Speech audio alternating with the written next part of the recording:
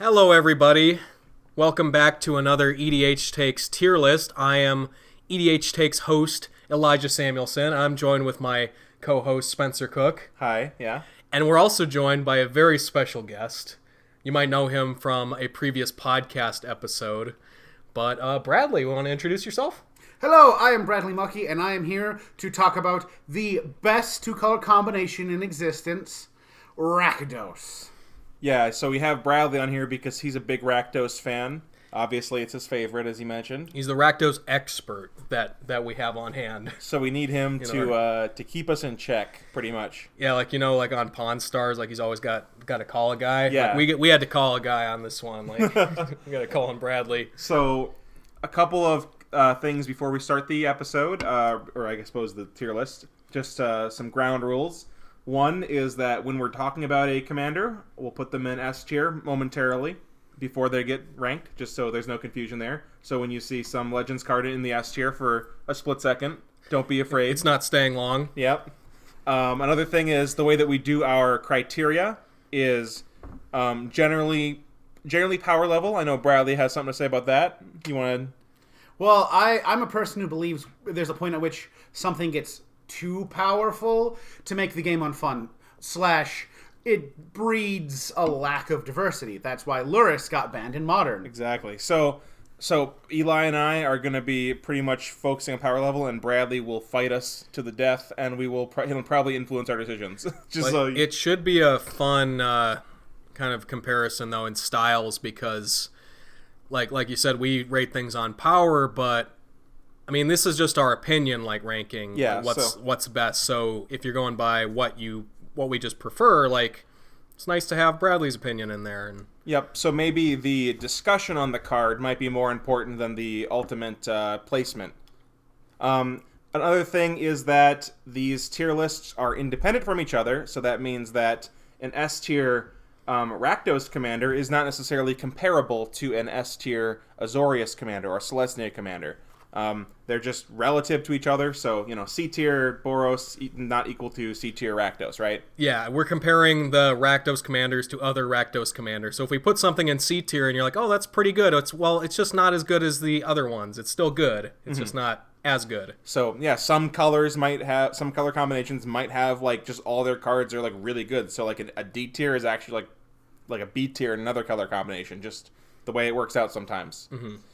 All right, so I think we might as well just get started. We're going to start off, and this is alphabetical order, of course. We're going to start off with Anje Falkenrath. Anje Falkenrath is a 3-mana 1/3 vampire with haste, and she says, tap, discard a card, draw a card, and also has the ability of whenever you discard a card, if it had madness, you can untap Anje. Or Anya, if you prefer, Bradley. It's one of those things that's up in the air. Yep. We'll just agree that we'll say it in the way we most prefer. Fair enough. Until Magic comes out and tells us otherwise. I've heard Anya a lot, but we always just say it Anje. Mostly because I think it's funnier that way, but I can see how some people might see that as disrespectful to the character. Personally, my favorite way to say her name is Anje! But it's a little bit aggressive sometimes. Yeah. Well, have you seen her? She is aggressive. Yeah. In a good way. Like, yeah. So they improved the game when they gave her a card. That's all I'm going to say. Mm-hmm. So I personally have an Anje deck, and I've had one for the past couple years. The very obvious, first thing you think of when you think of Anje is, kind of a CEDH sort of every madness card you can play in the deck, and then, World Gorger Dragon combo stuff. And that's not personally very fun for me, but it is very strong, because you just get Anje out, and then you can pretty much cycle through most of your deck. If you continue to discard madness cards, it's pretty much just looting for free over and over again. Mm-hmm. So Anje's obviously really good. I play it a little bit differently, but it's even in the little powered down version I play, it's still very powerful. Do you guys have things to say about Anje that makes you... I think she's an S tier commander because I think she's just one of the best in the color combination. I would argue for A because she's one of the best in the color combination. She is a fantastic character. I feel like part of her problem is she's one of the strongest cards in Magic, in competitive Commander. Sure. And she is not necessarily extremely diverse in how you play her. Yeah. Because she, to do almost anything of value, requires an excessive amount of madness. Let me rephrase that. Sorry. Without her madness ability, she is fine as a card in like a discard reanimator deck, something like that. Mm-hmm. But when she's straight out just dead.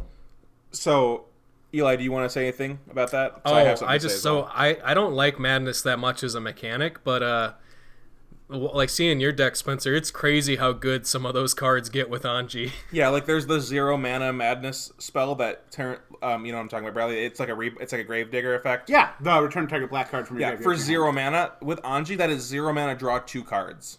Yep, and you also have the Rootwalla. Yeah, the Blazing Rootwalla. 0 mana, 1/1 draw a card, right? Chump blocker. Yeah. But the thing that I think Anje does so well is she makes, the inherent downside of madness cards, like pretty much, like when I say downside, I mean like you can't always use them and they're like inefficient to just cast. She gets rid of that and gets you like an extra card every time you cast one. It's really good. I love Anya. She is fantastic. Mm-hmm. And that's, again, part of the reason why I would say you don't like her as high. Yeah. So I was excited by this card. This card makes me happy. Yes. Saying it's A tier is not a knock against it, but if for no other reason, then I prefer less powerful commander. Fair enough. I love Madness. Madness is super fun. I'll talk about this more in cards that are coming up later, but there's so much about this card to love. There's so much about this card that is amazing. Yeah.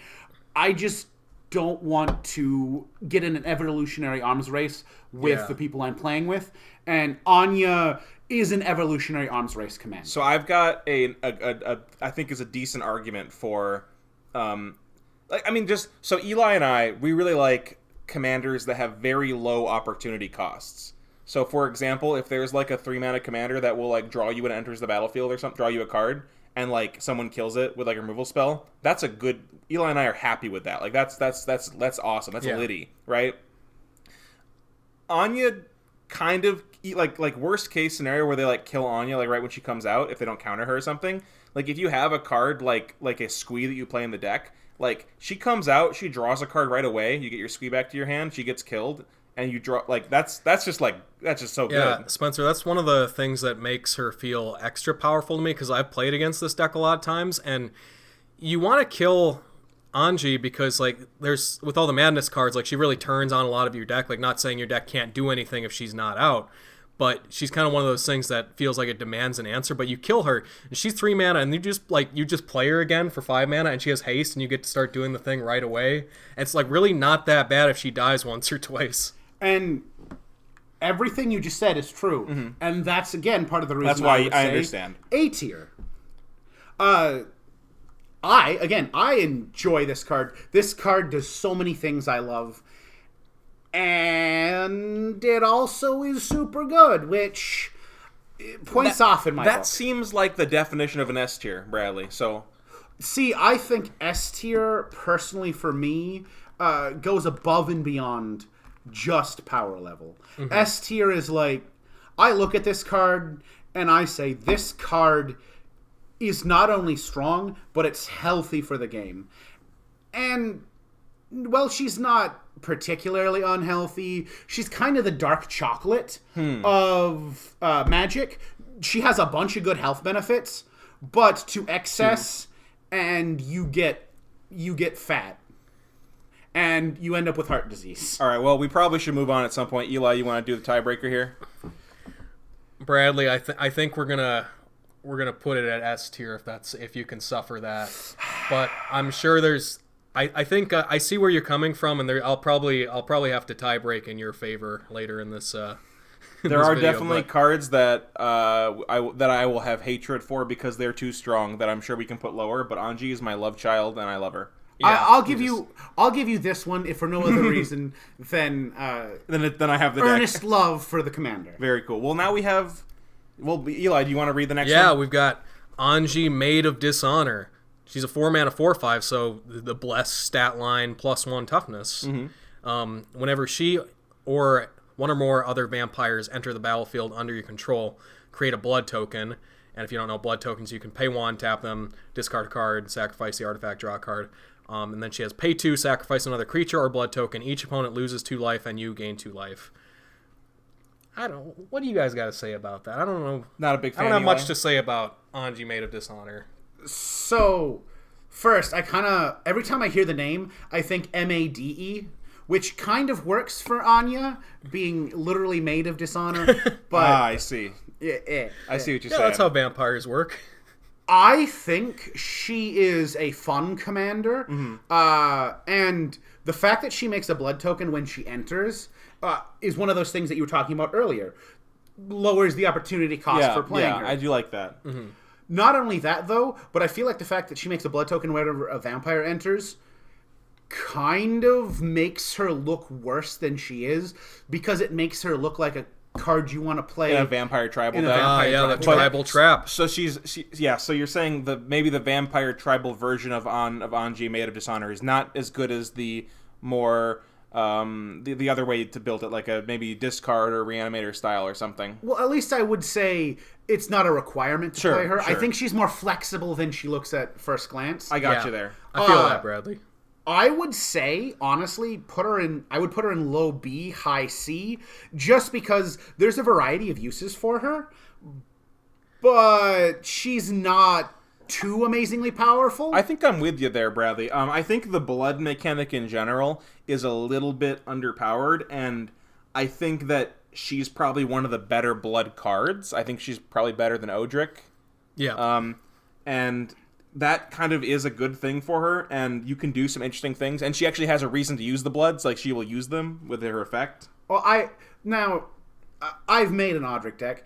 I would say she has a lower ceiling, higher floor. Yes, and I think that's what you want, though. I think personally, that's what I want. I am not going to disagree with you, because in order to get that high ceiling on Odric, you have to run a bunch of different weird, not that good cards. And she's just got a better stat line too, as a 4/5. Yeah, 4/4. So she's a house. She's a square +1. So I want to put her in C tier for now. I don't know. Maybe she'll go up because of the other relation to other things, but for the sole reason that she doesn't really seem to do anything on her own, or with things like I get it. You can do obscuring or the statuary, right? You can do stuff with that with the artifacts, but at the end of the day, what she does is she drains each opponent for 2, once or twice, and then she's a body, right? I mean, if she's only draining once or twice, you're doing your deck wrong. But yes. I agree with the statements coming out of your mouth. Okay, cool. You go cool at C tier? I think C sounds good. She's okay, yeah. All right, Bradley, why don't you take the next one here? All right! Asmoranomardicadaistinaculdacar is a 3/3 human legendary wizard, and you cannot cast her. But as long as you discarded a card this turn, you may pay a hybrid Rakdos and cast her. When she enters the battlefield, you may search your library for a card named the Underworld Cookbook, reveal it and put it into your hand, then shuffle. And then you can sacrifice 2 foods, target creature gets a stomach ache, and deal 6 damage to itself. I love that. It deals 6 damage to itself. Which sometimes is amazing. Sometimes it's, hey, they gain 6 life for you taking out their worm coil engine. And from what I recall, the cookbook essentially has the ability to sacrifice a creature and make a food, right? No, you are thinking of Witch's Oven. Oh, cookbook is tap, discard a card, make a food token. A food, yes. Food, just in case anyone doesn't know, it's pay 2 colorless, tap it, sacrifice it, gain 3 life. And the cookbook also has pay 4 it, tap it, sacrifice it, return a creature card from your graveyard to your hand. So, Asmoranomardicadaistinaculdacar is a very weird card, hard to pronounce, of course. She was if anyone's curious about the origins, she was from a flavor text from an alpha card. It was kind of a joke in an alpha card about a cook named Asmoranomardicadaistinaculdacar. She also appeared in Time Spiral Block, too. She is on the original printing of, what is it? It's the 1 mana, discard a card, or pay 5 to deal 5 damage. Yeah. I remember her flavor text. Oh, it was. Is it Lightning Axe? Yes, that one. Yeah. I remember her flavor text better than the name of that card. Basically, she was cooking a gargoyle. Yeah, she teaches you how to cook gargoyles. Oh yeah, they had the recipes. They got meat on the inside, underneath the stone. She ended up accidentally summoning a demon lord named Vincent, and she had to make a different meal that was delicious for Vincent every day for 7 years and 7 days. Otherwise, he was gonna murk her. She succeeded. The demon lord, Vincent. Yes. Is that Pleasant Kenobi? His name is Vince. Yeah. British people are kind of like demons. And want really weird food. Yeah. Yeah, like That's beans why they for conquered India. breakfast. Yeah. What the hell? Okay, but let's talk about the card real quick. So I personally, Bradley, I don't think Asmoran is very good. I built Asmoranomardicadaistinaculdacar. It has a good win rate. I literally have people groan when I bring it out because they're like, "Oh, it's this deck." She is not amazing. She is very Rube Goldberg machine, but I think that works in her favor. She is extremely cheap, as long as you have some way to protect not her, but your cookbook. You can do a lot of really good stuff with her. Additionally, she works extremely well with stuff like Inspiring Statuary, which is going to come up a decent amount in future discussions. I wouldn't put her any lower than B. She's super fun. She's super flavorful. She's a chef. And she's removal on a stick. She comes out. That is nice. That is a good point. That she does fulfill that aspect of your deck for you if you are able, because if you keep the cookbook out, right? Like, assuming you're playing effects that want you to discard things, maybe you can rebuy them from your graveyard or something. So discarding shouldn't be a big deal in your deck, right? Mm-hmm. And if you can get a couple food, it is like a removal spell for 0 mana, right? Yeah. So that is powerful, I think. In addition to that, she also doesn't look extremely powerful. So she's not a big threat. I can agree with that. The number of times people have let me accrue 16 food without making me use them. How are you accruing 16 food? Nobody's looking at me. They're like, hey, he has a 3/3 and nothing else. He's cooking up his cards with the cookbook. Also, she's a really good rattlesnake commander of, hey, you wanna swing at me? I will punish you. Yeah, I will punish you hard. I couldn't put her lower than B for all of these reasons.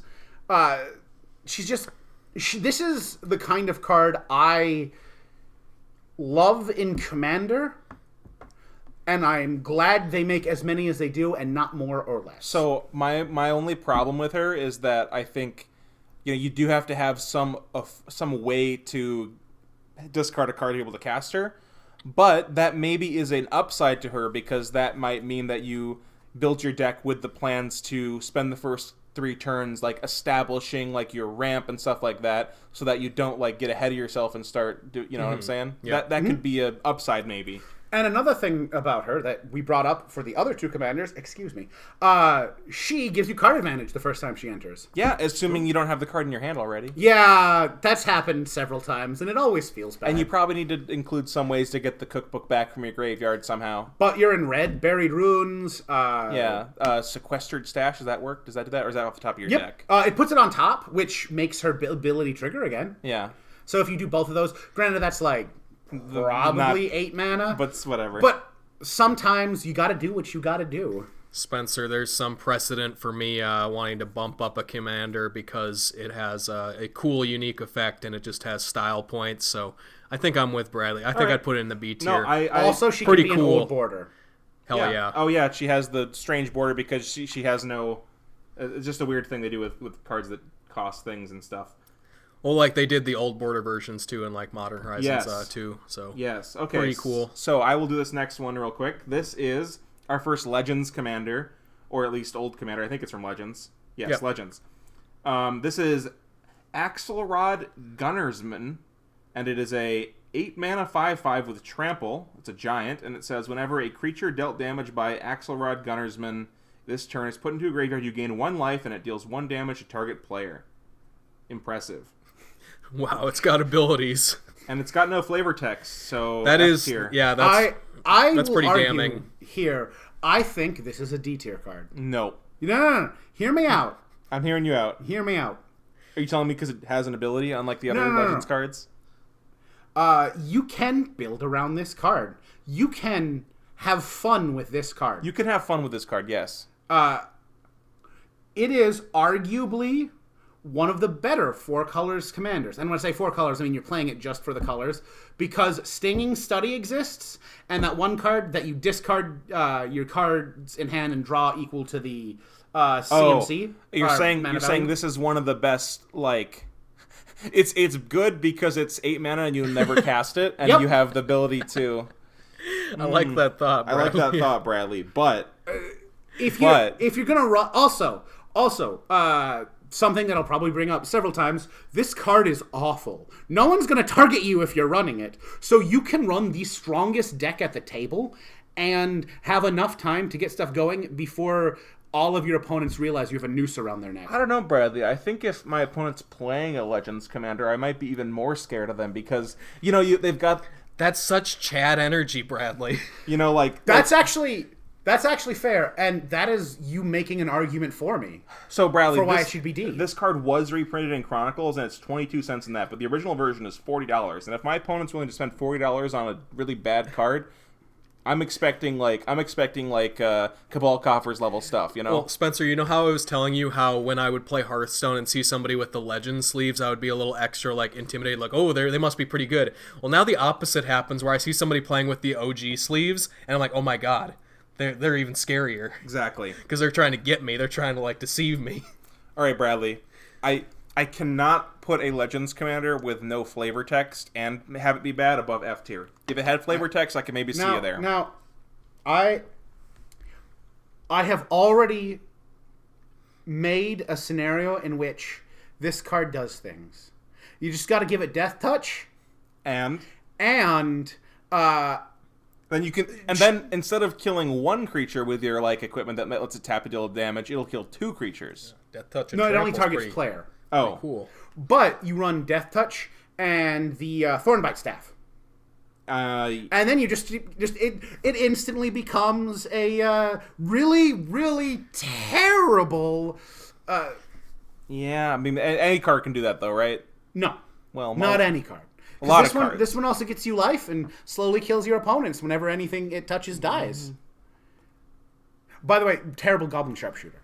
All right, let's move on, Bradley. I'm putting it in F tier. I'm putting the hammer down. Well, it's a giant, so it's putting the hammer down. Sorry, Bradley. I'm stepping out of this one. Eli, read the next card. Oh, nice. We got Barktooth Warbeard. He is a 7-mana 6/5 human warrior. He is devious and cunning in both appearance and deed. Beware the Warbeard, for this brute bites as well as he barks. Bradley, doesn't that just sound better than this other card? That sounds so much better, Brad. No. 7 mana 6/5. No. If it were 8 mana, then Wait, you could at the very Bradley, least... though, you've got to beware the Warbeard. Yes, but if it were 8 mana, then you could very least Stinging Study and draw 8 cards. Bradley, you can't even do that. Do you care more about the Stinging Study or the Warbeard? Bradley, I beware the Warbeard, but not Axelrod Gunnarson. Because it tells me to. It does. They do murder each other. All right, Bradley. What I'll let you have the ultimate decision. Which one's higher? I have to go with the thing that I can actually build a deck around. Fine. All right, Bradley. Read Bladewing. This is a good one. All right. Bladewing. English is hard. Bladewing the Risen. It is a zombie dragon legendary creature for 7 mana, double red, double black. Whenever it enters the battlefield, you may return target dragon permanent from your graveyard to the battlefield. Pay a black and a red dragon creatures you control get +1/+1 until end of turn. So I think this commander is most often seen in the 99 of dragon decks. But, I mean, I'm sure you could build a dragon deck with this at the helm. What do you think, Bradley? I think yes. That being said, I feel like... because it's outclassed by so many other things. It is, yeah. And it's a really good card. I think this is kind of a D tier commander. Damn. 7 mana is a lot. I would argue this is about the same area as Axelrod. It's better than Axelrod, but you're thinking high D tier or something. Yeah, it does things, but for 7 mana. I want my reanimation to be either instant speed and giving my creature indestructible, plus with the potential of scrying too. Yeah. And it's only like why would you play 7 mana commander reanimate a dragon when you could play 2 mana enchantment in your deck reanimate any creature? Also, why wouldn't you just cast the dragon at that point? Yeah, fair enough. What do you think, Eli? Well, one of my favorite creatures is Karmic Guide, and this is like big dragon Karmic Guide for dragons. But Karmic Guide's also 5 mana, which is 2 less, and it's in 1 color. But it's yeah, a but this legendary one's a 4/4, and it fire breathes all your dragons, and it's cool. But I'm with when you say D tier, Bradley. At first, I want to disagree, but then I think D for dragon, and that's appealing to There my, we go. Yeah, we have an extra one there. We can settle on D for dragon. I think he's pretty cool, though. I mean, I'm not saying he's not cool. yeah, it's pretty specific. So he has a different problem than Anya. There's no versatility to him. Yeah. Yeah, Like, this it one is very legitimately narrow. has no Are versatility. you okay with the Eli or no? I think so. I mean, because like I like the idea of like playing rummaging spells and you rummage away like a giant dragon. So when you play him, you're probably getting like a lot of mana value worth of creatures for it. Because you're getting Bladewing, you're getting back probably like a 5 to 7 mana, 8 mana dragon. Yeah. But yeah. I just, we got to make compromises, right? Well, and as a commander too, like that's pretty like telegraphed if you rummage away Yeah, like a they're big gonna dragon. know. Like they probably can't let you resolve that. I then. suppose you can have like an instant speed thing, but still, I mean, I don't know. It's I think where Bladewing the Risen stands out the best is when you reanimate him. yeah, sure. You spend your 2 reanimation On you mana reanimate Bladewing, Yep, then you do reanimate. Yeah, the Russian nesting doll of reanimation. Just keep popping another one and then out. you make all. You go Sun Titan, get back Animate Deck, get back Bladewing the Risen, get back, Terror the Peaks, perfect. I mean, you probably want Terror the Peaks in play before that, but what can you do? And then you find a way to make all the creature cards in your graveyard dragons, and you reanimate Karmic Guide, and Karmic Guide reanimates Phyrex and Delver. Yeah, and then you combo off. I'm sure you can combo with it. This next one. This seems like your kind of commander, Bradley. I built it. Nice. Well, would you like to read it, Bradley? Oh no, it's me, isn't Yeah. it? Sorry. This is Blim, Comedic Genius. It is a 4-mana 4/3 imp with flying, and it says whenever Blim deals combat damage to a player, that player gains control of target permanent you control. Then each player loses life and discards cards equal to the number of permanents they control but don't own. So, just to maybe describe this in more simple words, when it hits somebody, they get one of your things, and then everybody loses life equal to the number of things that weren't theirs that they have. I don't know. It's a little bit confusing, and but also discards. Oh yeah, and discards that many cards too.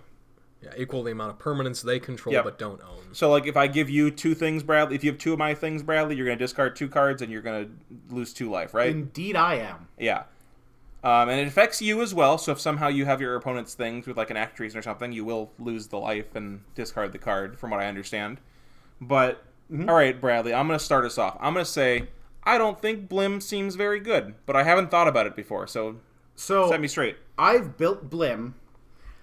I think he's probably a C-tier commander for several reasons. First, he requires so many moving parts to get right, and if you don't have those moving parts, you hurt yourself. And you don't. It doesn't do nothing. You actively hurt. yeah, you're yourself. actively hurting yourself. Yeah. That's true. You have to give away a permanent, and if you and I'm a big fan of borrowing stuff from my opponents. It's not your commander deck; it's our commander deck, and he punishes me for doing so.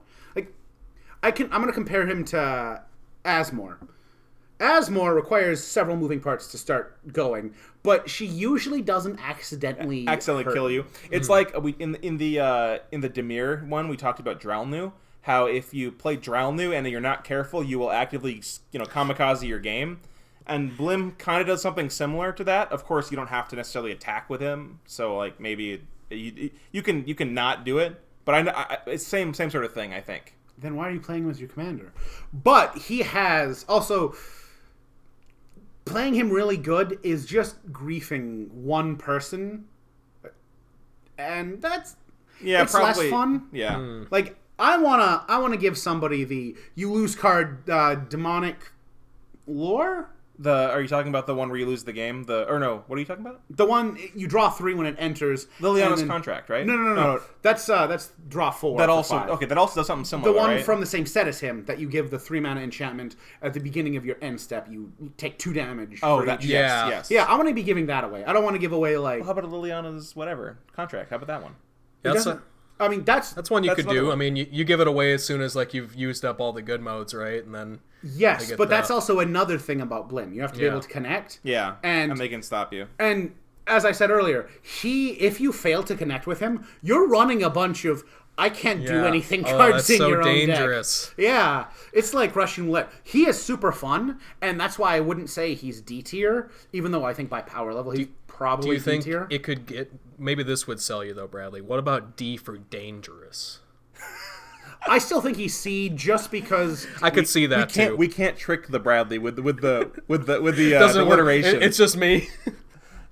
All right, Bradley. I'll cope. Or not cope. I'll C for coping. C for coping. Again, he can do really cool things, and then he can just. I see that. I do agree, Bradley, that I do think it is like D for power. He's pretty cool. But C for cool. C for cool. We'll move on. We have to get through these eventually, right? Oh boy, I get another Legends one. Yeah, lucky. Boris Devilboon. He's a 5-mana 2/2 zombie wizard. You can pay 2, a black and a red, tap him, and create a 1/1 black and red demon creature token named Minor Demon. And that's it. The only problem with this card is that you really want to keep it away from Magic players because Magic players aren't allowed to be near minors. So this is an aside, but a friend of mine's brother. We'll leave this story for another day. It might go on too long. But Doris, I have a friend who Boris. He's Doris. He's Doris Bevelboon. I see. He switches little. I gotcha. Yeah. Doris is bad. A card he wants to build around so bad, but he can't. I want to put him in D tier. D for Demon. D for Doris. But Bradley. But he's probably F tier. Well, Bradley, you definitely think he's worse than Axelrod, right? Gunnarsman. He doesn't cost 8 mana, so you can't, singing study. See, this is how we get Bradley. We put his favorite card in F tier, and then we convince him of the other ones by telling them that it's worse than Axelrod, right? So I don't want you to slander me. That is not my favorite card. Well, no, but I didn't mean favorite card, but I mean your favorite Legends commander. Maybe there's a better one you like. You're an Axelrod sympathizer, Bradley. I'm an Axelrod sympathizer. That's probably the best way to say it. I don't sympathize. English is hard. I don't sympathize that much, but a little bit, just because I enjoy killing my opponent's creatures and draining them. Mm-hmm. Fair enough. Okay, well, Eli, do you want to put him above or below the beard? He does do something. He actually does something. Yeah. He's also 2 mana cheaper, so... Bradley, you want to talk about a good commander? Oh, don't I ever! Chainer Nightmare Adept. He is a red and a black and 2 colorless for a legendary human minion. I'm glad he's still a minion. Discard a card. You may cast a creature spell from your graveyard. This turn, activate only once each turn. Whenever a non-token creature enters the battlefield under your control, if you didn't cast it from your hand, it gains haste until end of turn. So he's a 3/2 haster, effectively. I love it. If he's your commander. Yeah, because he will come into play. He didn't cast from your hand, so he will have haste because that ability will trigger at that point. That's so cool. He has so many shenanigans you can do with him. Oh yeah. He's so versatile because of this. This is the first card on this list. I could make an honest argument for him being S tier. I think that Chainer is very good, personally. I don't see the power level of S tier. I could see at least A tier. I see the fun of S tier. I do see that. So the reason I say specifically S tier is there's so many shenanigans. No, okay. I get you. There's a lot of really cute stuff you can do with it, right? Like, like you can even let's say you play like some flash creature or something. You can do that in your opponent's turn, from what I understand. You can also discard whatever card you want to cast this turn and get haste. Discard outlet is good. Like even just like. To discard something, it's only once a turn, but still, If we compare it to other Rakdos commanders, I don't think there's any other one that has more ability to outplay your opponents than this one does. Well, you have to go through some hoops to outplay with this one, whereas with some other powerful cards, they just outplay on their own. by being broken. Just to take a moment and look through to ensure I'm not entirely being inept. Yeah. No, I'm thinking about it now, Yeah, Bradley. I don't. I'm So trying to think, maybe. I guess you know what? Now, if I take a moment and think what you're saying, like you're saying S tier, and I'm being like, there's no way this is S tier. But maybe there just aren't enough like broken Rakdos commanders that are that high that it just ends up being S tier. Looking through here, I'm thinking like, what's really because I think he's just really good. Like I would automatically think A, but then looking and comparing it to the rest of the list, I want to think. There's maybe one or two other ones that I might think are S tier. So, but I just don't think I'd ever play against a Chainer deck and think like, oh, this is going to be a bad deck. Yeah, exactly.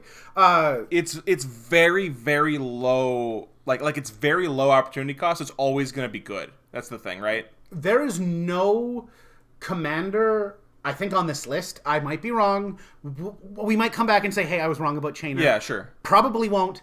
There's no commander on this list that has the versatility Chainer does. He could be Battlecruiser Magic. He could be Control. He could be... You can play him a lot of different ways, yeah.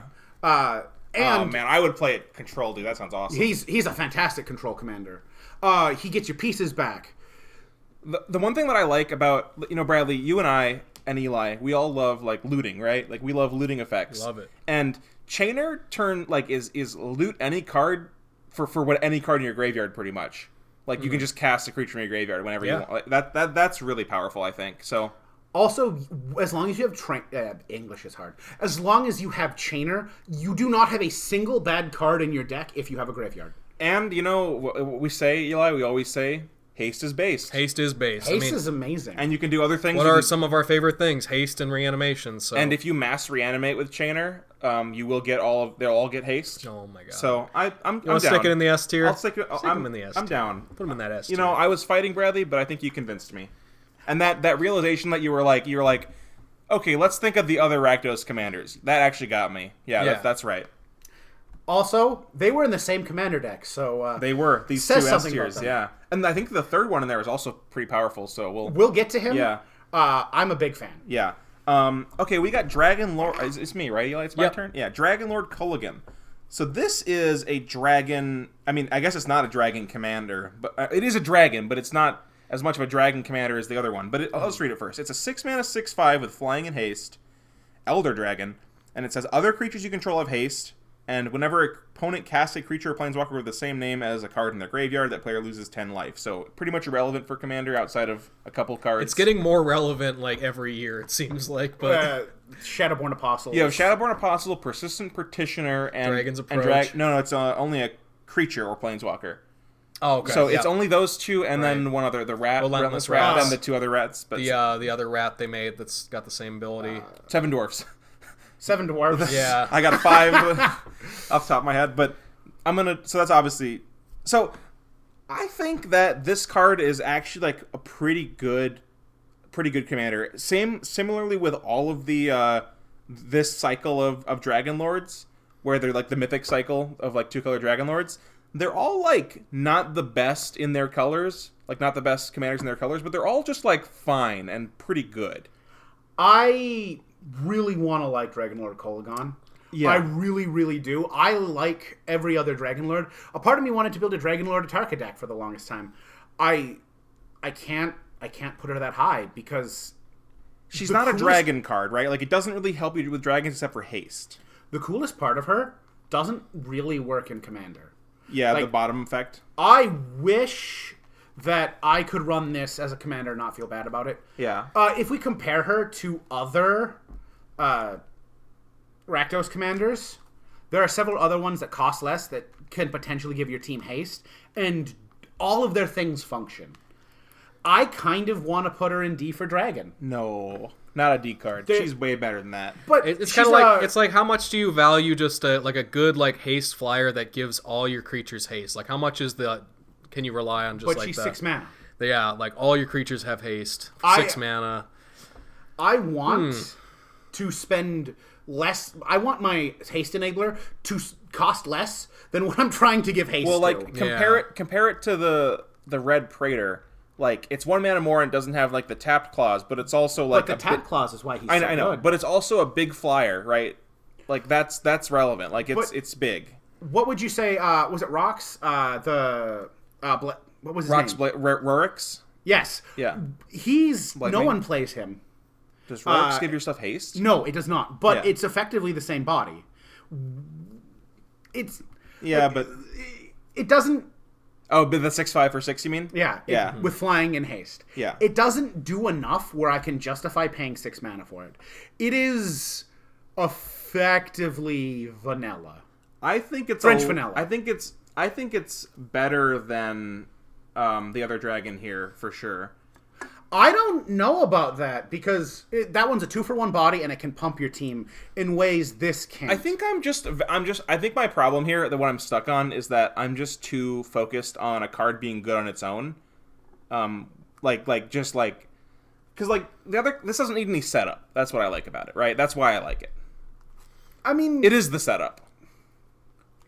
I don't know if, what are you thinking? Like, I'm not so far away from D tier that I couldn't be like convinced to put it there. Mean, not that like dies to removal is a great argument, but I feel like haste is so powerful that like if your haste enabler is on a creature, that's probably that's not something that people should let exist. That's a good point. Haste, like you were saying earlier, Bradley, haste on a large CMC permanent is not where you want it, right? Yeah, so if you're running her as your commander, if you run Anger, you effectively make your commander moot. That's true. If you run Fervor or she makes you not want to run those in your deck. Yeah, which is they're tricking you. It's tricking you into not playing good cards, right? Mm-hmm. Okay. I think it's worse than Bladewing Spencer. Okay. Honestly, I like her. I think she's cool.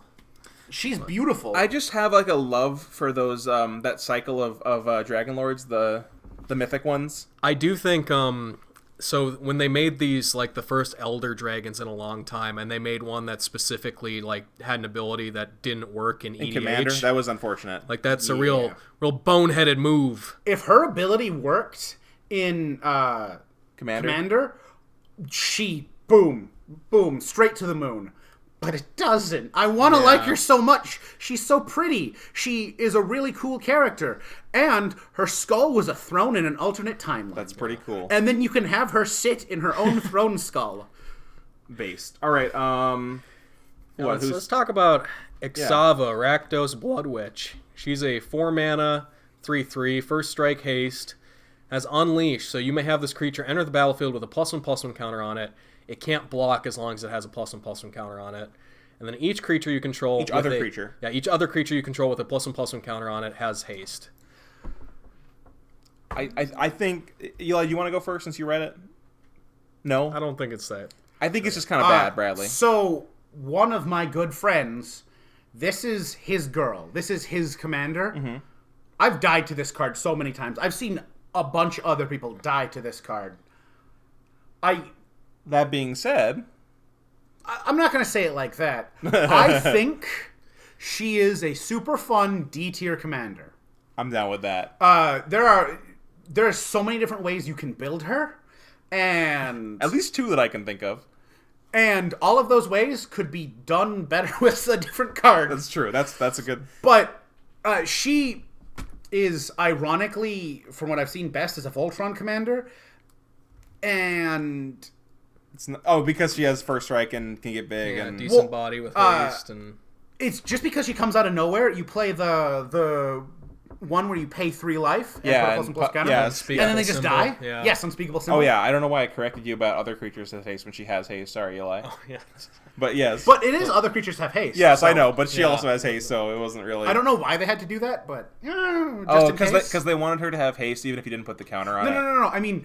they could have they could have saved the other word, and each creature you control has haste, and she has haste anyway. Well, she has double haste, that unset card, super haste, where you can... She just comes from your hand and then just goes back. With command zone. Yeah.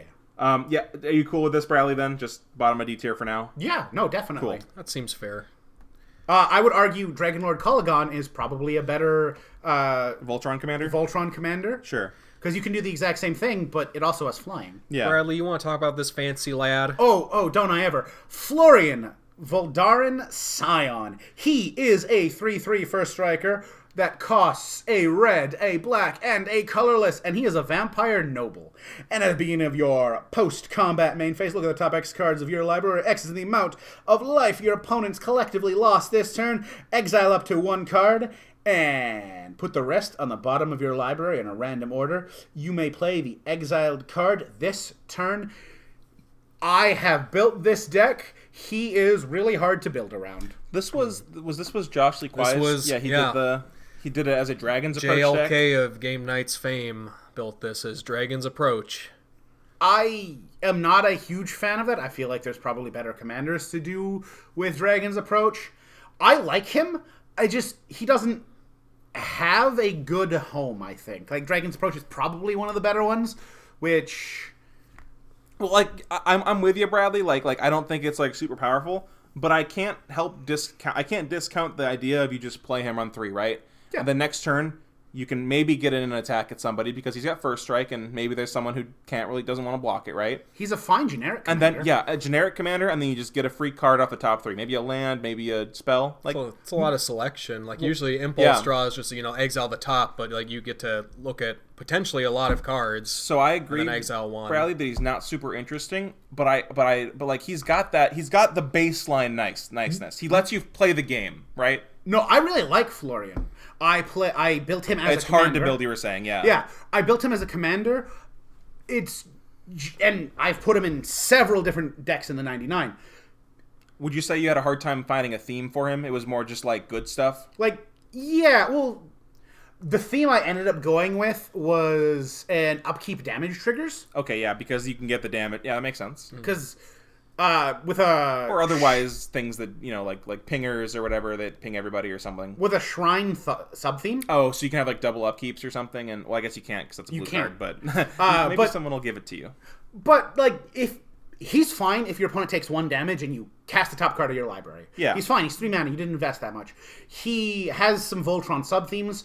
I have seen 2 people build him. He can do work. Like, he's a generically good commander. He's a 4-color commander. You can run some stuff to make him better. I like him as a C-tier commander. I don't know. That's exactly what I was thinking. I think he's like a pretty good C-tier commander. Yeah. I think he's better than all the other ones, personally. I think so. His art's amazing. Yeah. So I just want to say, like it's not something you get a lot. Like I'm not a big Voltron player. I don't play a lot of Voltron. But, like, just imagining him as, like, a Voltron commander, right? Like, let's say you get him up to 7 power because that's the Voltron magic number, right? And then maybe you give him some sort of evasion or weighted, like, maybe you get a hit in. Silk Cloak. Sure. You hit for 7, then you get to impulse draw the top 7, like one from the top 7 or more if you deal damage to other players and stuff this turn. That's a lot. That's looking at a lot of cards. That's looking at a lot of cards. So I like that about it. Yeah. He's good. He's hard to build around. I'm with you though. I'm with you where he is. I like it. All right. You want to talk about Garna? Me? Yeah. So when I was building my Anje deck, I kind of built it around Garna. So my idea was, I'll read Garna first. She's a 5-mana 3/3 with flash, and she says, when it enters the battlefield, return to your hand all creature cards in your graveyard that were put there from anywhere this turn. So you get all your things in your graveyard back to your hand that were put there, all the creatures. And she also has on the battlefield ability, other creatures you control have haste. So I built this with, like, the idea of I want to play it with Anje, at least. I want to, like, loot away a bunch of madness creatures, play some sort of mass reanimation effect, reanimating Garna, and give them all haste or something. Have it, have her as, like, a big haste enabler, and also when it's not a haste enabler, you can loot away a bunch of madness creatures with Anje, and then you flash her in, and then you get them all back to your hand. So essentially like a draw 4 or something, right? Mm-hmm. So I don't know if I don't think she's very good on her own, like, as a commander, but I think she can fit in decks. So that's about what I have to say about her. So the closest comparison I can do in Rakdos would be Dragonlord Kolaghan. Yeah. Except for with how Garna's sequencing works, the haste enabler is so much better. Because she has flash and stuff too, right? Because she has flash, she's a mana less, and she has haste to give haste to the creatures you return from your graveyard to your hand. Whereas Kolaghan doesn't do that per se, and doesn't necessarily have good sequencing when you play all of your cheap dragons under her, and when she comes out, haste is not relevant for them She anymore. is smaller than Kolaghan, but I think everything else she does is better than Kolaghan, so she's probably better than Kolaghan, I'd say, yeah. That being said, the same friend of mine who built Exava has been trying for literal years to build Garna. to make Garna solid, and there's some good things you can do with her. Like maybe like, you know, you have like a discard outlet or something, or like even just like very baseline, like you have like a rummager, and then you or just mill. like or mill or whatever, and you just like rummage one card, and then you flash her in like on 5 when you're gonna play her anyway, and you just get an extra card off it. Like just your rummage turns into draw an extra card. Like that's okay. That makes me a little sad for 5 mana. But she's also gonna like do the other things she does, right? Oh yeah, I really would argue a C tier just because she has so much potential, but her mana cost makes it really hard for her to reach that potential. What do you think, Eli? Yeah, I see that, Bradley, because, like, I guess there's some ways you could maybe, like, reanimate her or, like, bring her back to your hand, but if you're just, like, playing her, like, letting her die or sacrificing her and just, like, casting it again, you don't want to pay 7. That's a really cool ability, but you probably want to be able to do it more than once. And one other fun thing about her is if her trigger's on the stack and you sacrifice her or she dies, she'll go back to your hand. She bounces herself back to your hand. True. That is pretty cool. So you can do it again. Yeah, I think C's a pretty okay place for her, Eli. C for cool. I'm going to put her above Blim if that makes you guys okay. I am okay with that. Cool. Because she doesn't kill yourself in the same way Blim does. Awesome. All right, I next. could talk about a good one. Grenzo, Dungeon Warden. He costs X and Rakdos. He's a 2/2 Goblin Rogue. He enters the battlefield with X +1/+1 counters on him, and you can pay 2, put the bottom card of your library into your graveyard. If it's a creature card with power less than or equal to Grenzo's power, put it onto the battlefield. It's pretty cool. So, Bradley. Yes. Before you were the person who was being like, you know, earlier you were like, these commanders are strong, but I want to put them down a tier because I think they're too strong, kind of thing, right? That's kind of where I'm at with Grenzo. I don't think Grenzo's like super broken, but I think obviously you can do strong things. You can do like very combo things with Grenzo, like infinite with like the bottom of your deck kind of stuff. You know, there's like some cards that do that, right? Mm-hmm. And I think that makes me like the card like a lot less personally. I don't like the gameplay loop of Grenzo very much, so I'm just gonna let you know if you want Grenzo in a high tier, you're gonna have to convince me. So ironically, we're opposites flipped. here. We flipped our spots, yeah. I think Grenzo's an S tier commander in Rakdos. Mm-hmm. Just because there's a lot you can do with him, and the fact that he has X in his mana cost right? means he has at least 2 different ways you could play him. He can either be reanimate all these tiny creatures, or reanimate massive creatures / I'm a Voltron commander. Yeah. Oh no, you stopped my graveyard from working. I'm gonna punch you in the face until you die. Plus, there are plenty of things there are several ways you can put a card from your graveyard on the bottom of your library this. Yeah. There's artifacts to do it and other things and like Fire Prophecy, stuff like that, yeah. Also, ironically enough, London Mulligan. Yeah, it makes it better. Makes him better. Yeah. I think he's the only commander that gets legitimately like, I want a mulligan to 6 in my hand, so I put this card on the bottom and just like, and you die. Yeah, it's really good. I haven't seen him be quite as oppressive as Anya, so that's why I'd put him as S, but I could let you have an argument that would convince me to put him in A, but I think he is S tier. I think he's not as good as Chainer per se, but he's so close. Eli, what do you think? So I agree, Spencer. I don't love the a lot of the cards you have to play in like the combo version of that deck. Mm-hmm. That being said, like we've played with our friend Thomas as this deck, and from what I've seen, that version of the deck is a strong deck. Yeah, it is good. So far, I think this might be the most like combo-tastic commander we've gotten to on the list. Sure, like this is one that like you will.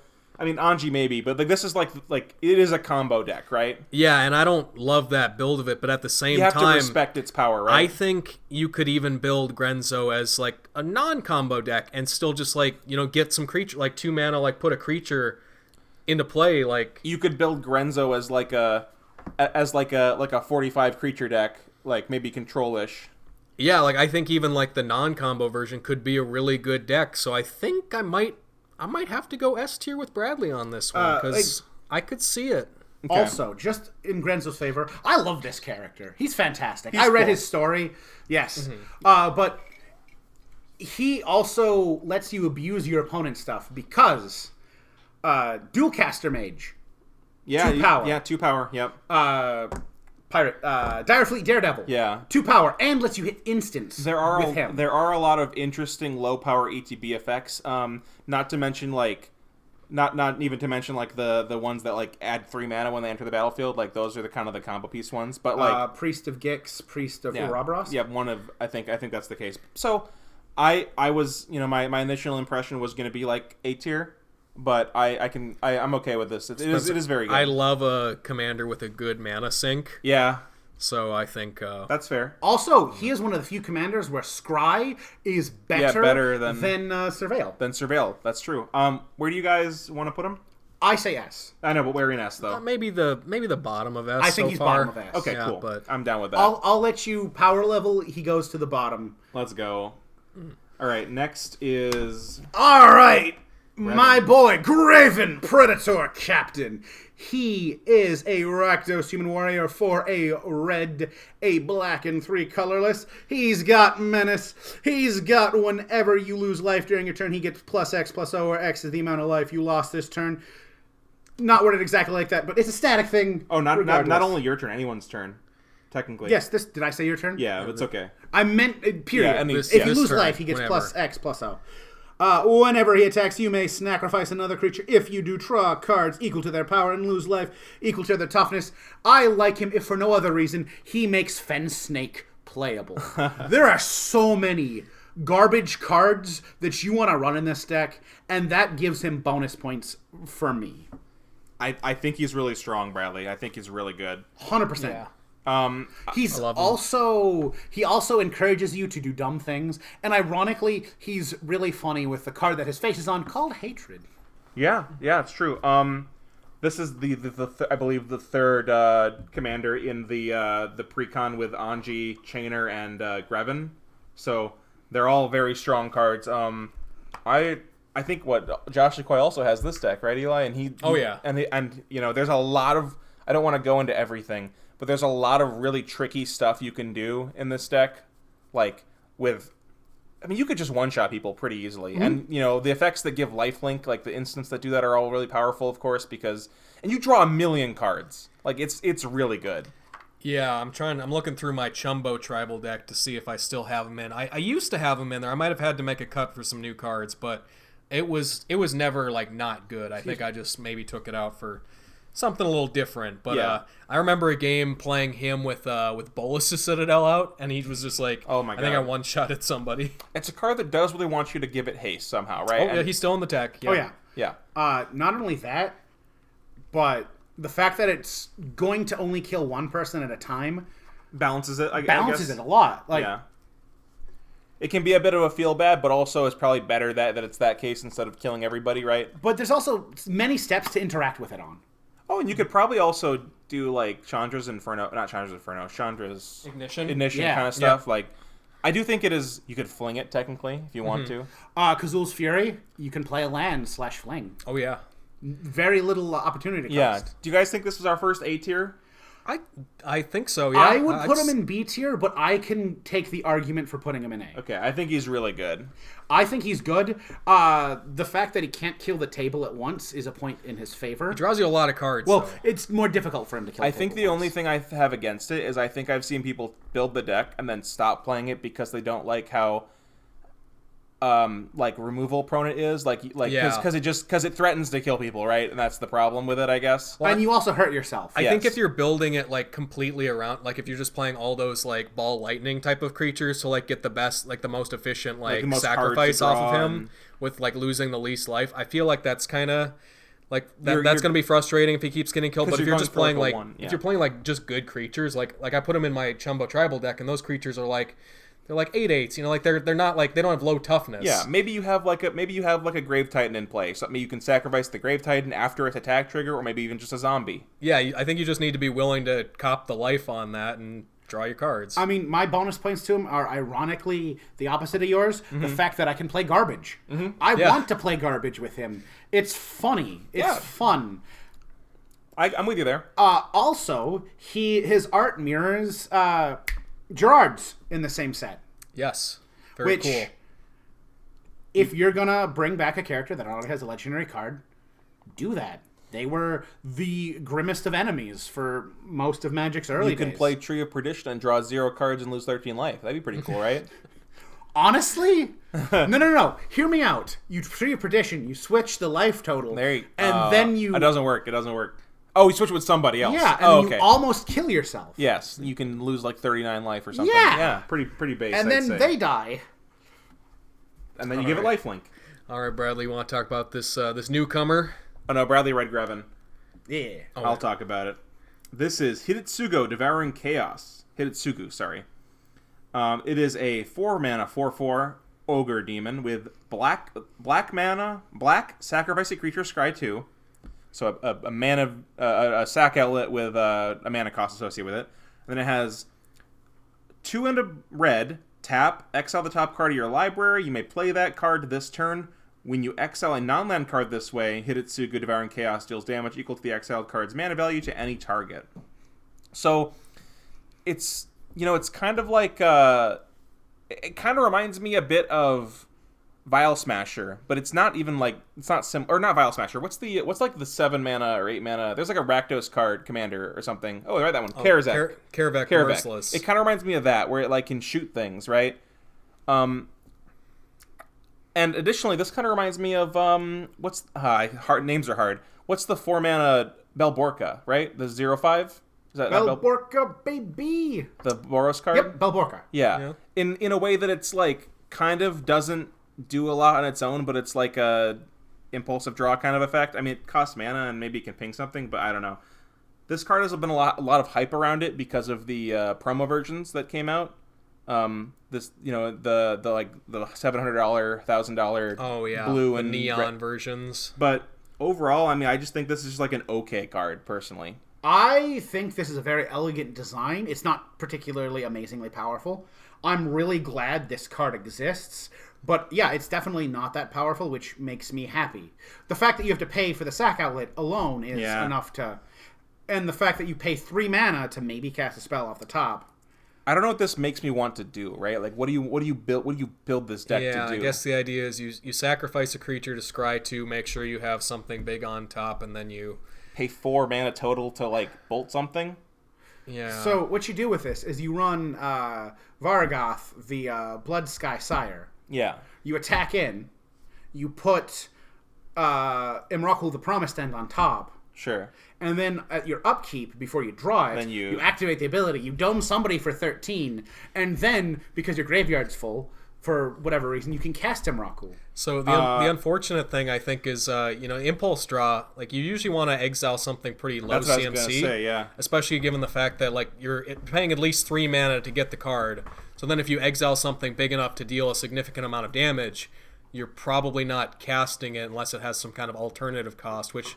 That could be a cool way to build that deck. Well, the thing about him is if they made it too good, this is removal and card advantage in one single card. And that's probably not good for them to do, yeah. Yes.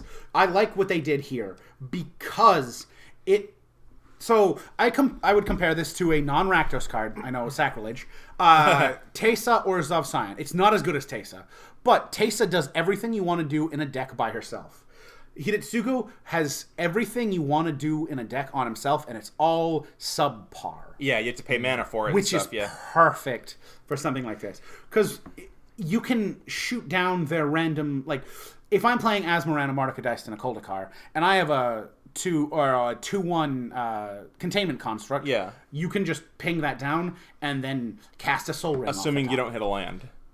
Assuming you get any spell, right? If you're doing it right, you can do that. You can also run top deck matters with like Baleful Omen. Yeah, you can. And say, hey, I'm going to flip this Imrakul.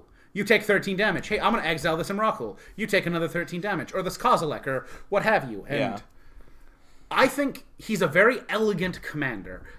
That being said, not strong. I would put him B tier because of his elegance.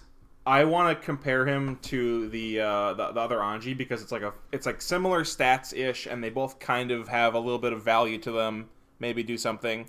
I guess it can deal damage. I think I like his abilities more than Anje. They are better. That is true.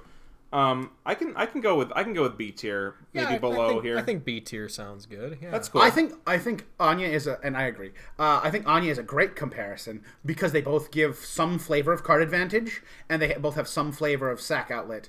He just has one upside in he can kill your opponent straight out and he can be removal. That's true. Yeah, I'm down. He's a 4-mana 4/4 Spencer. Nothing wrong with that. I think he's also our first monocolor Rakdos legendary.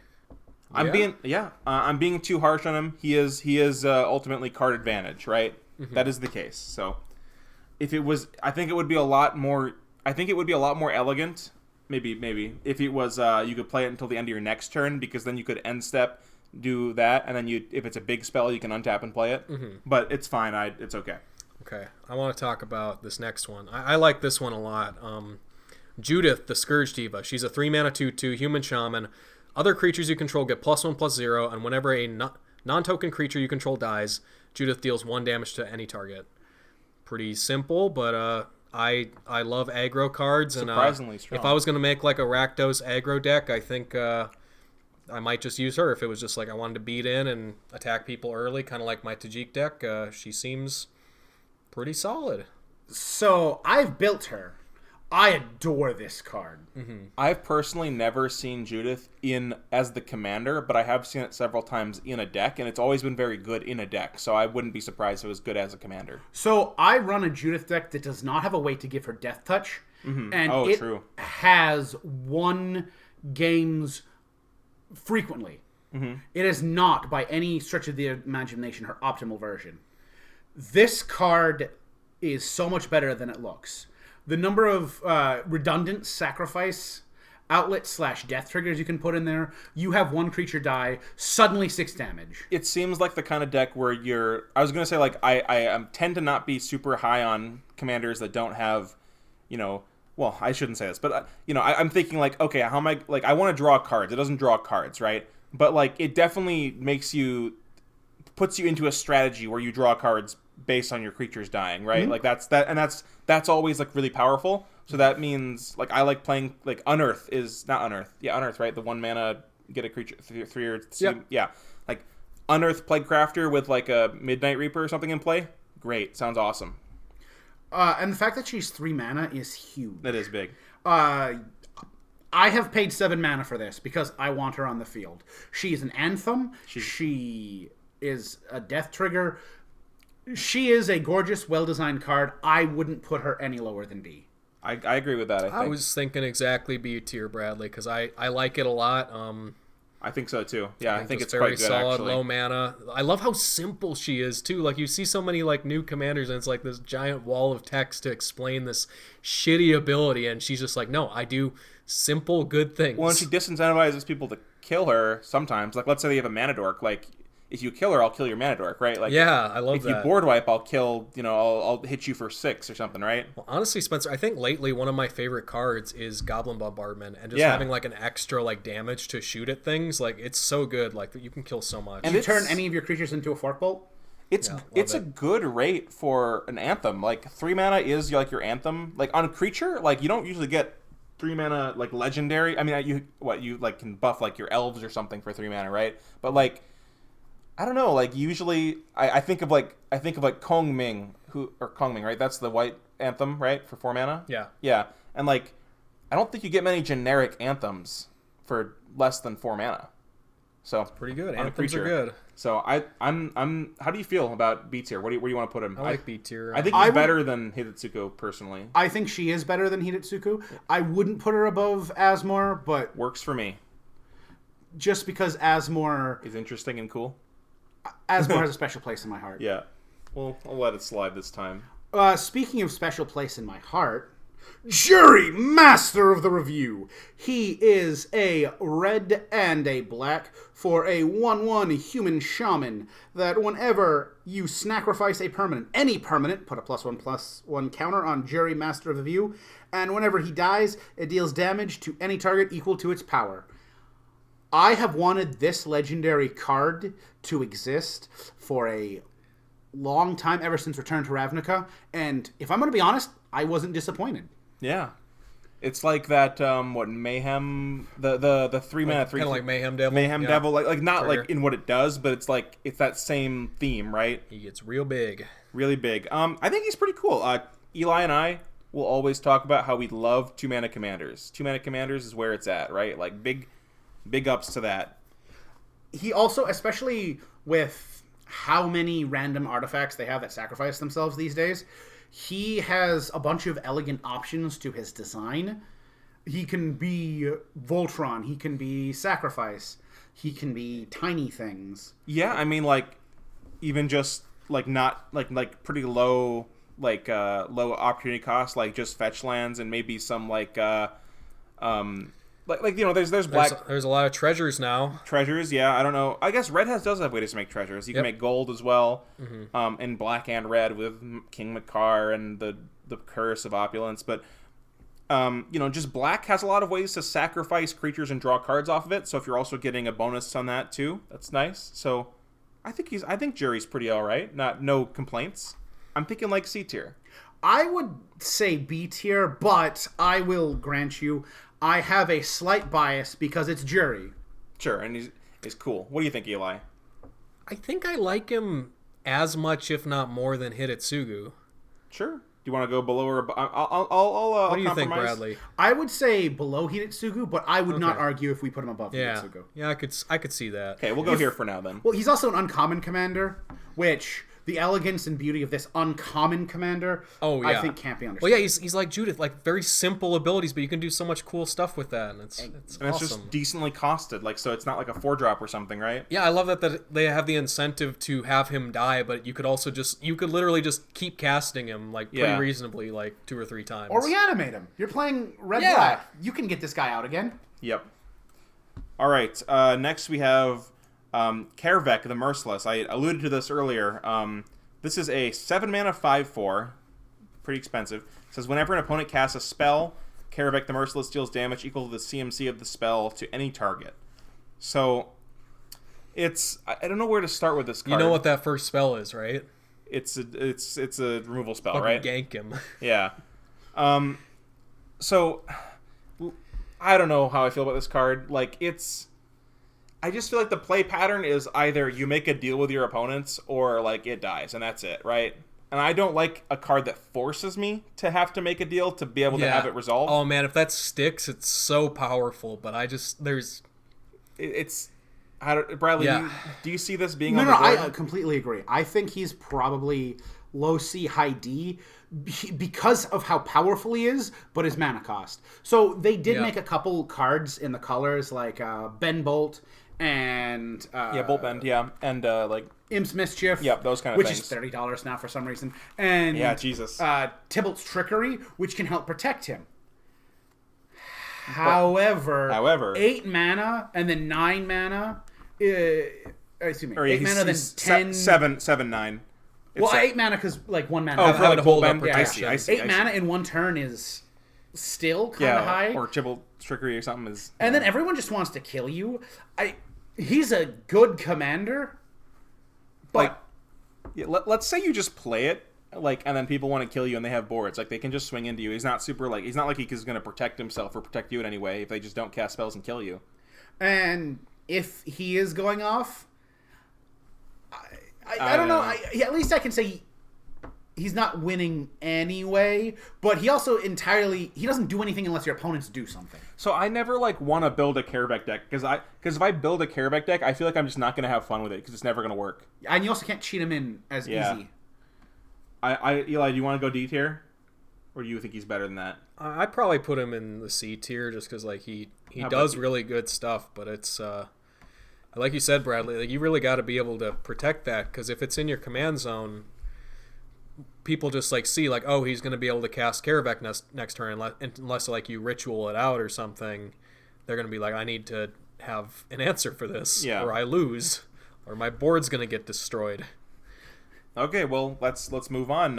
Eli, I think you're next, right? Yeah, Kalain, Reclusive Painter. It's a 2-mana 1/2 human elf bard. When it enters the battlefield, create a treasure token.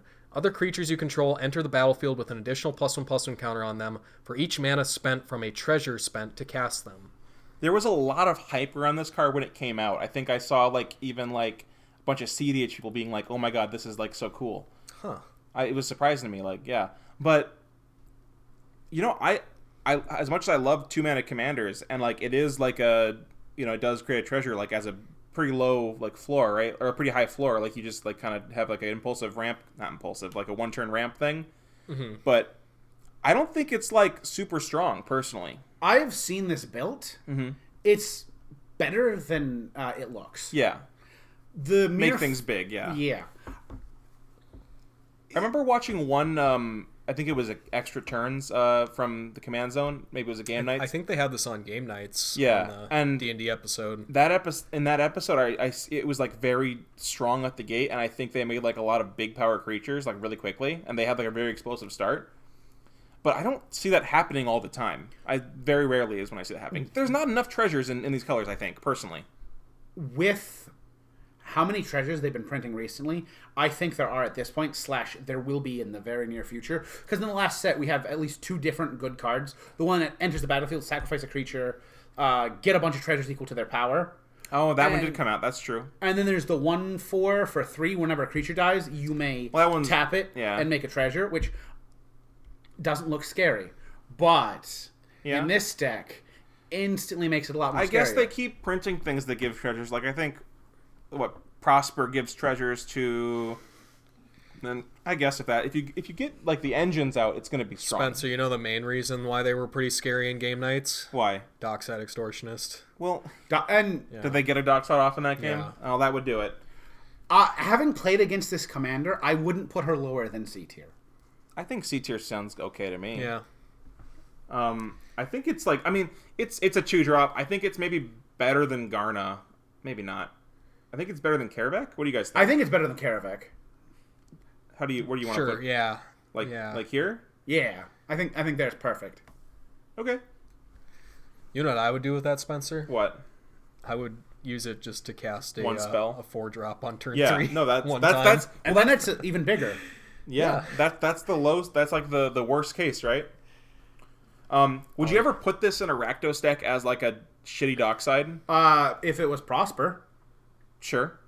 If it was Prosper or Exava or Juri, maybe you're running treasure in Juri. Yeah. And having Juri come out already bigger. Yeah. All right. I get you, Bradley. Okay, let's move on. You want to talk about the partner pair, Spencer? You get double duty here. What? Bradley's turn. You just talked about that. Oh, yeah. Owned. All right. The first one is Kamber the Plunderer. He is a 3/4 for a black and 3 colorless. For a legendary vampire rogue, he partners with Loreen the Diversion, but we'll come back to her in a moment. We have lifelink, and whenever a creature and opponent dies, you gain 1 life and create a blood token, which... I'm glad it says whenever a creature an opponent controls dies, because there's several different ways to animate those blood tokens to go infinite. And we also have Loreen the Diversion, who... Big fan of this one, because I love Goad. Regardless, it is a red and 2 colorless for a 3/3 with first strike, and you may pay 2 and sacrifice an artifact or a creature. Goad, target creature. Yeah. So the first thing that I want to say about these cards is partners get an immediate buff because they're 2 cards. You have access to 2 cards with different different commander taxes, so it's an extra, you start with 9 cards in your hand instead of 7, right? So that's immediately pretty good. That being said, these also have pretty reasonable bodies, besides the abilities. I mean, a 3/4 for 4 isn't great, but lifelink matters sometimes, and then the 3/3 first strike for 3 is pretty good. So that's nice. Additionally, they are curve fillers. You can just curve. You don't really need to play 3 or 4 drops in your deck if you don't want to with these in your command zone. So those are the things I'd say about that. I'll let someone else talk about the abilities, but those are all things that like just make them kind of good, right? Well, I'm also a big fan of the diversity of play patterns you can have between these two with the blood tokens and the fact that you can... I love, absolutely adore, playing my opponent's decks for them. Yeah, making them attack someone. So, I go into this and I'm like, cool, that's a wonderful consuming aberration you have there. It's attacking. It'd be a shame if it didn't attack me ever. Yeah. Also, when it's 1v1, forcing your opponent's creatures to attack you is actually not the worst thing in the world. Plus, worst case scenario, you can get a free shuffle when they enter the battlefield. Technically. You can go for the shuffle. Let's go. Let's go. Sometimes it's funny to just shuffle for no reason, or be like, hey, opponent, you may look into your library. Yeah, exactly. So they have a meme quality to them as well. Yeah. Eli, what do you think of these guys? This plunder, if that just lives, that's going to give you a lot of blood tokens. That's a lot of blood tokens, yeah.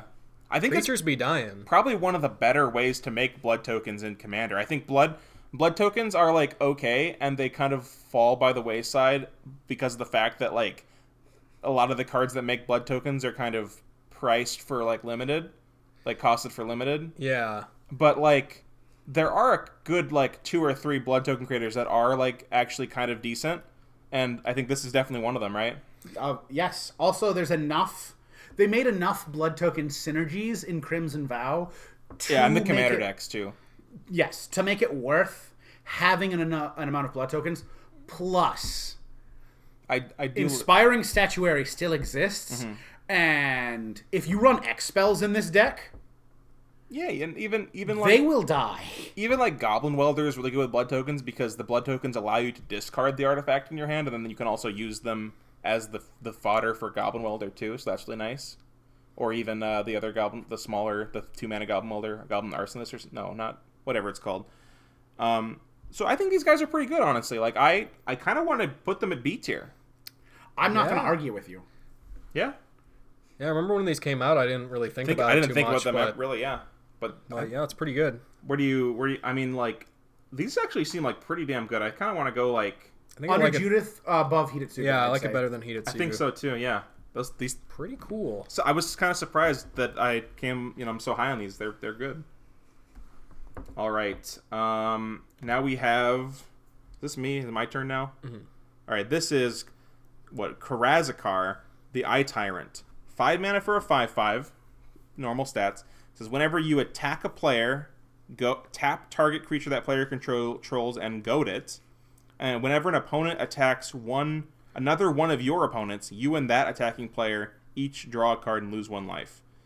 I've seen this deck built a couple times from couple different people, and I think this is actually like a pretty good commander, both in fun and in like power level. Like it's nothing crazy that's gonna like break the game or warp it super hard, but it is powerful to be able to have the card advantage in your command zone, even if your opponents also get card advantage.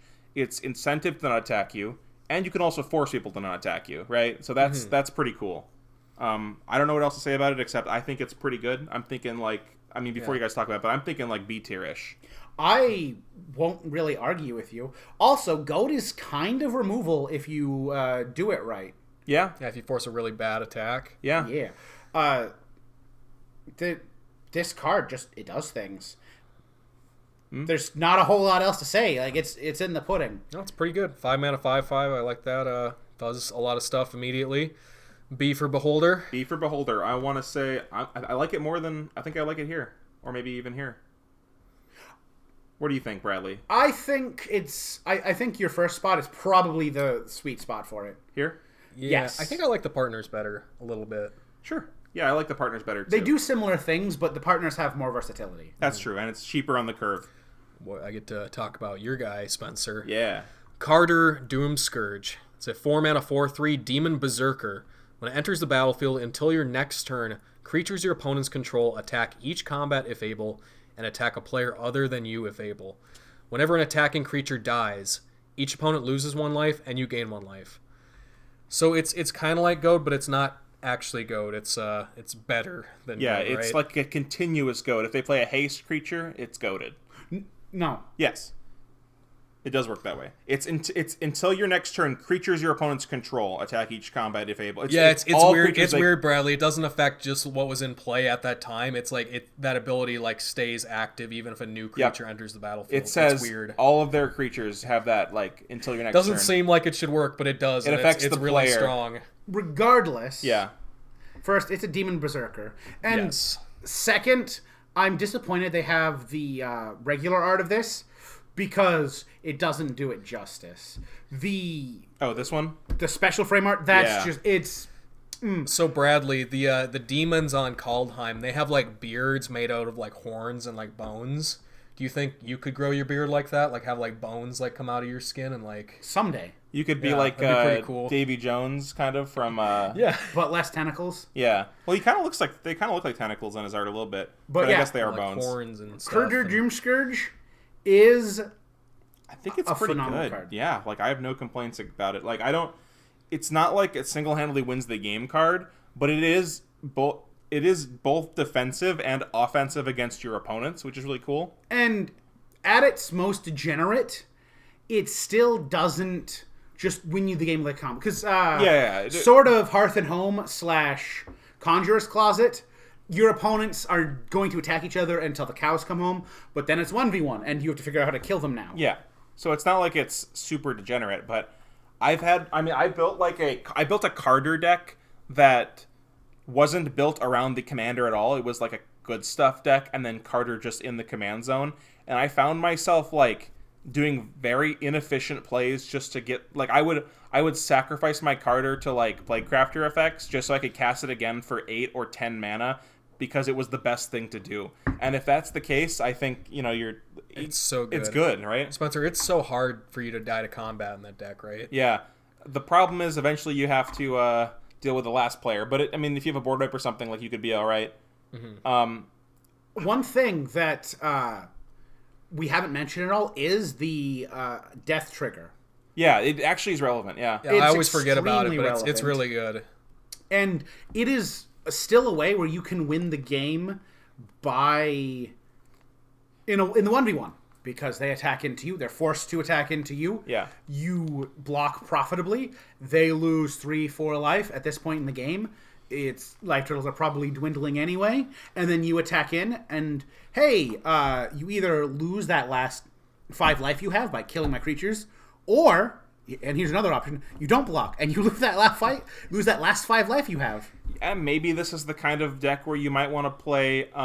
So I think creatures are still considered attacking even after damage has been dealt. So like there's reconnaissance kind of stuff where you can untap them and remove them from combat after they've attacked. Okay. I think they're still considered attacking. Yes. If that's the case, you could play like the instant speed like red burn spells in this deck, like the board wipe burn spells, like magma quake kind of stuff.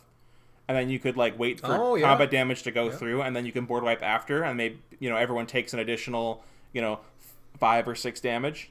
It's a thing you can do, and I think some of those even deal damage to players as well. So Pretty cool. Are you guys feeling like B tier? I feel like he's he's another B tier. Yeah, maybe above Rakir, maybe above Judith.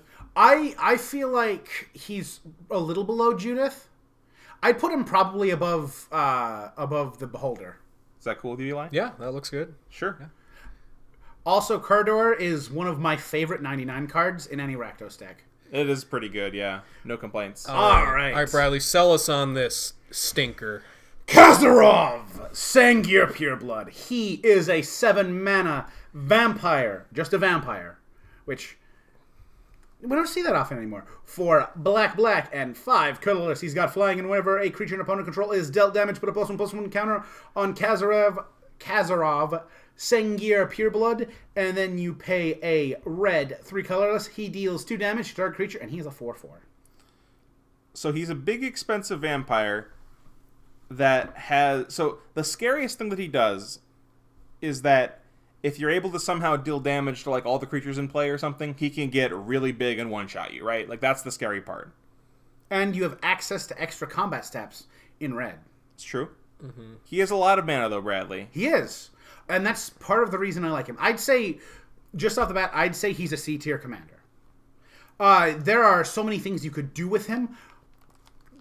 All of them aren't necessarily the best in the world, but he's super fun. You run a bunch of pingers. You run the Pirate Minotaur. Yeah. You run the Planeswalker deck Sarkhan.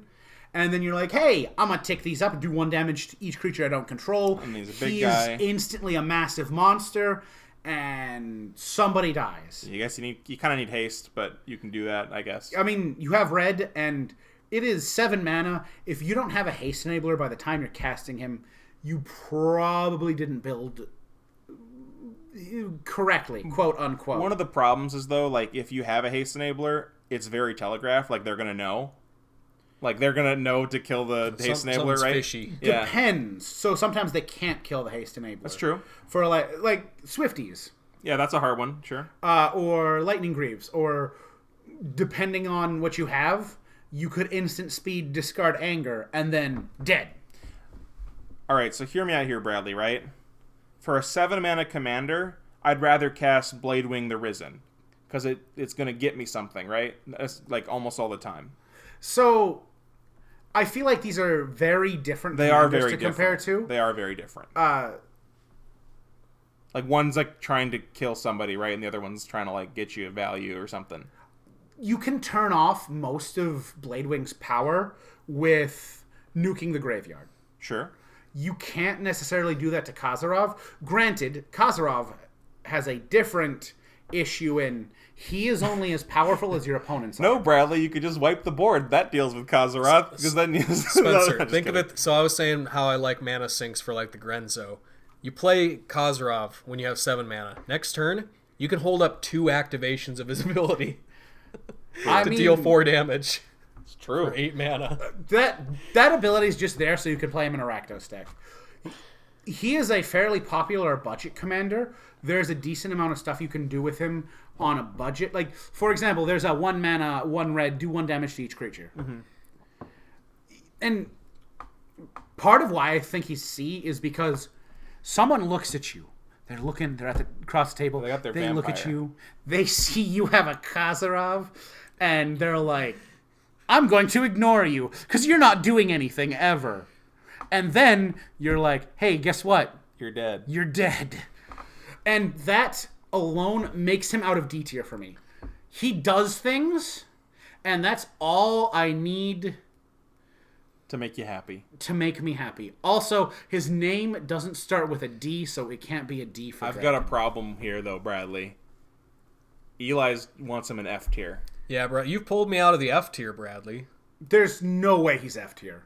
'Cause, There is no way. Because there is an argument, so that alone means it can't be in the F tier. I mean, So again, they're also putting out cards in this day and age that want your commander to have big CMC. So there's the Right, cycle so from... so he's better than Exava.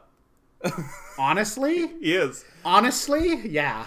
But there's like the Vision cycle from Yeah, I'm aware. Midnight Hunt. Okay. There's the Stinging Yeah. Study. There's the 1 card from Crimson Vow where you draw equal to your...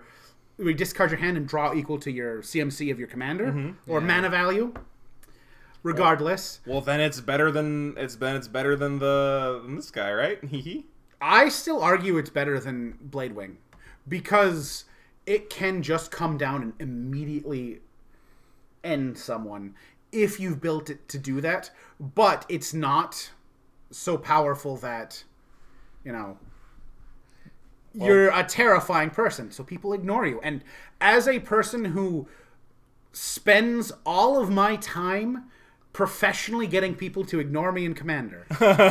I hear you, Bradley, but in my imagination, if I'm playing Bladewing, it's getting me back a good card. And Kazarov is not a good card. That's my thought. One of It these makes days... me unhappy. One of these days, friend, I'm going to build a Kazarov deck. I know you are. And then I'm going to kill you.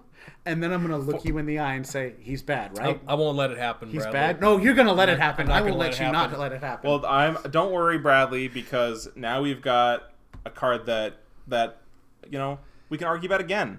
So this is Kolaghan, the Storm's Fury. This is a 5 mana 4/5. with flying.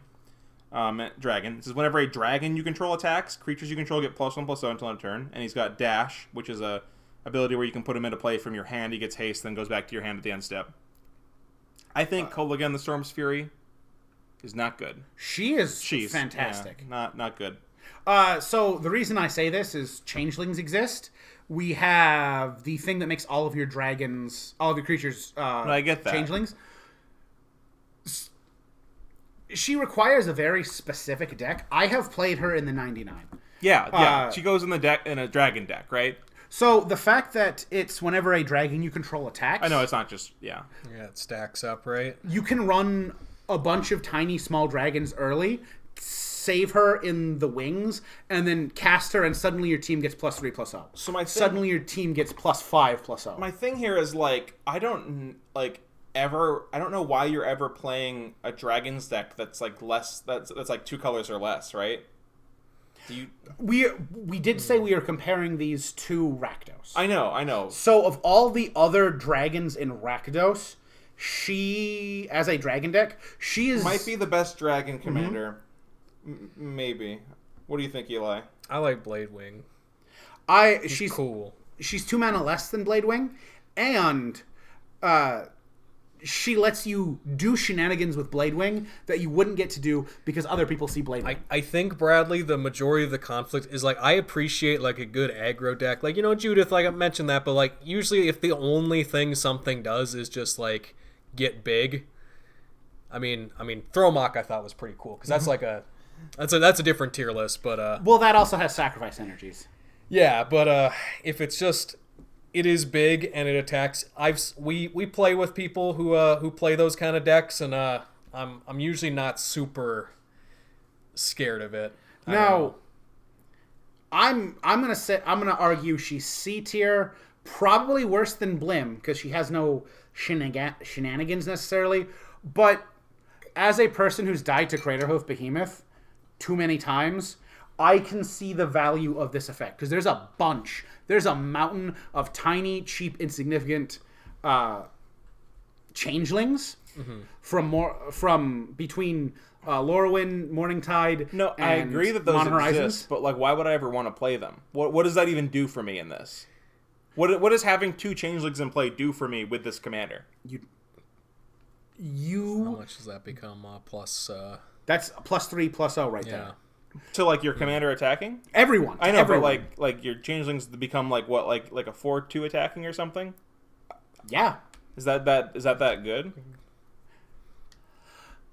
So, because you are running tribal, I probably changeling tribal, you also have additional options for cheap reanimation. Yeah. So, you attack in,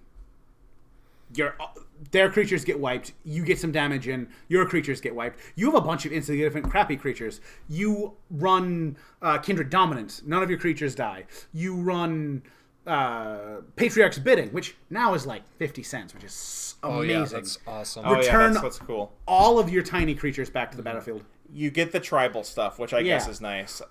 There's also the stuff that gives... There's additional synergies here that gives each of your creatures +1/+1 for each attacking dragon. You can get all the cool... There's the one that gives all your dragons +2/+2. You get all this cool dragon synergy without running any actual dragons. Bradley, you just run a bunch of small changelings. I could go for a bottom of C tier. I could go for that. I could feel it. Honestly, I kind of want to build this deck now. I talked myself into kind of want to building this deck. That could be a big anthem. And you can dash it in too. That's something. That happens sometimes. Dash only works from hand. I believe. But maybe it does. You can just cast. Oh, it. I thought I missed. Yeah, you can dash from command zone. It'll go up. You'll still have to pay commander tax on it, but you can dash. I described that incorrectly. Then that was my mistake. Croxa then. Oh, do I get Croxa? I think you get Croxa. Oh boy, Croxa, Titan of Death's Hunger. It's a 2 mana 6/6 Elder Giant. When it enters the battlefield, sacrifice it unless it escaped. When it enters the battlefield or attacks, each opponent discards a card. Then each opponent who didn't discard a non-land card this way loses 3 life. And it has escape for black, red, and exile 5 other cards from your graveyard, so you can cast it from your graveyard if you pay the escape cost. Mm-hmm. I think Croaks is so freaking cool. I love It's Kroxa. a CEDH commander. I think It's amazing. The art's amazing. The flavor's amazing. I love Elder Giant. And the Kaldheim promo. Yeah, it's good. It's got a gaping. amazing. This is also the card has a gaping maw in its stomach, which is really cool. Yeah. I also think Kroxa is just good, honestly. Like, we're gonna talk about this later, the Tybalt card, but 2 mana, each opponent discards a card, is very that's rate in Commander. Like, not great, rate, RATE. You're going 1-for-1 with the entire table. It's not that easy to do that, honestly. Yeah, they each discard a card. Maybe somebody loses 3 life. And good. you get it in your graveyard for later to do it again, and it's a 6/6, or you can just put it back in the command zone and cast it for 4 if you want to. Hell yeah. I think it's really good. Oh, I agree. Also with stuff like Guest Grimoire and Yeah, I know what you mean. Waste Not in the format. Yeah. I want to give it an A. I think it's an A. I'd give Kroxa at least an A. That's what I was thinking when I saw it, and I was thinking about the tier list. I would give it an A on art alone. Sure, it's not very specific in what it does, but it's generically good. I think I like it better than Greven. Okay, 2-drop, man. It's So good. It's not so amazing that it would be S, which is probably a good thing. Yeah.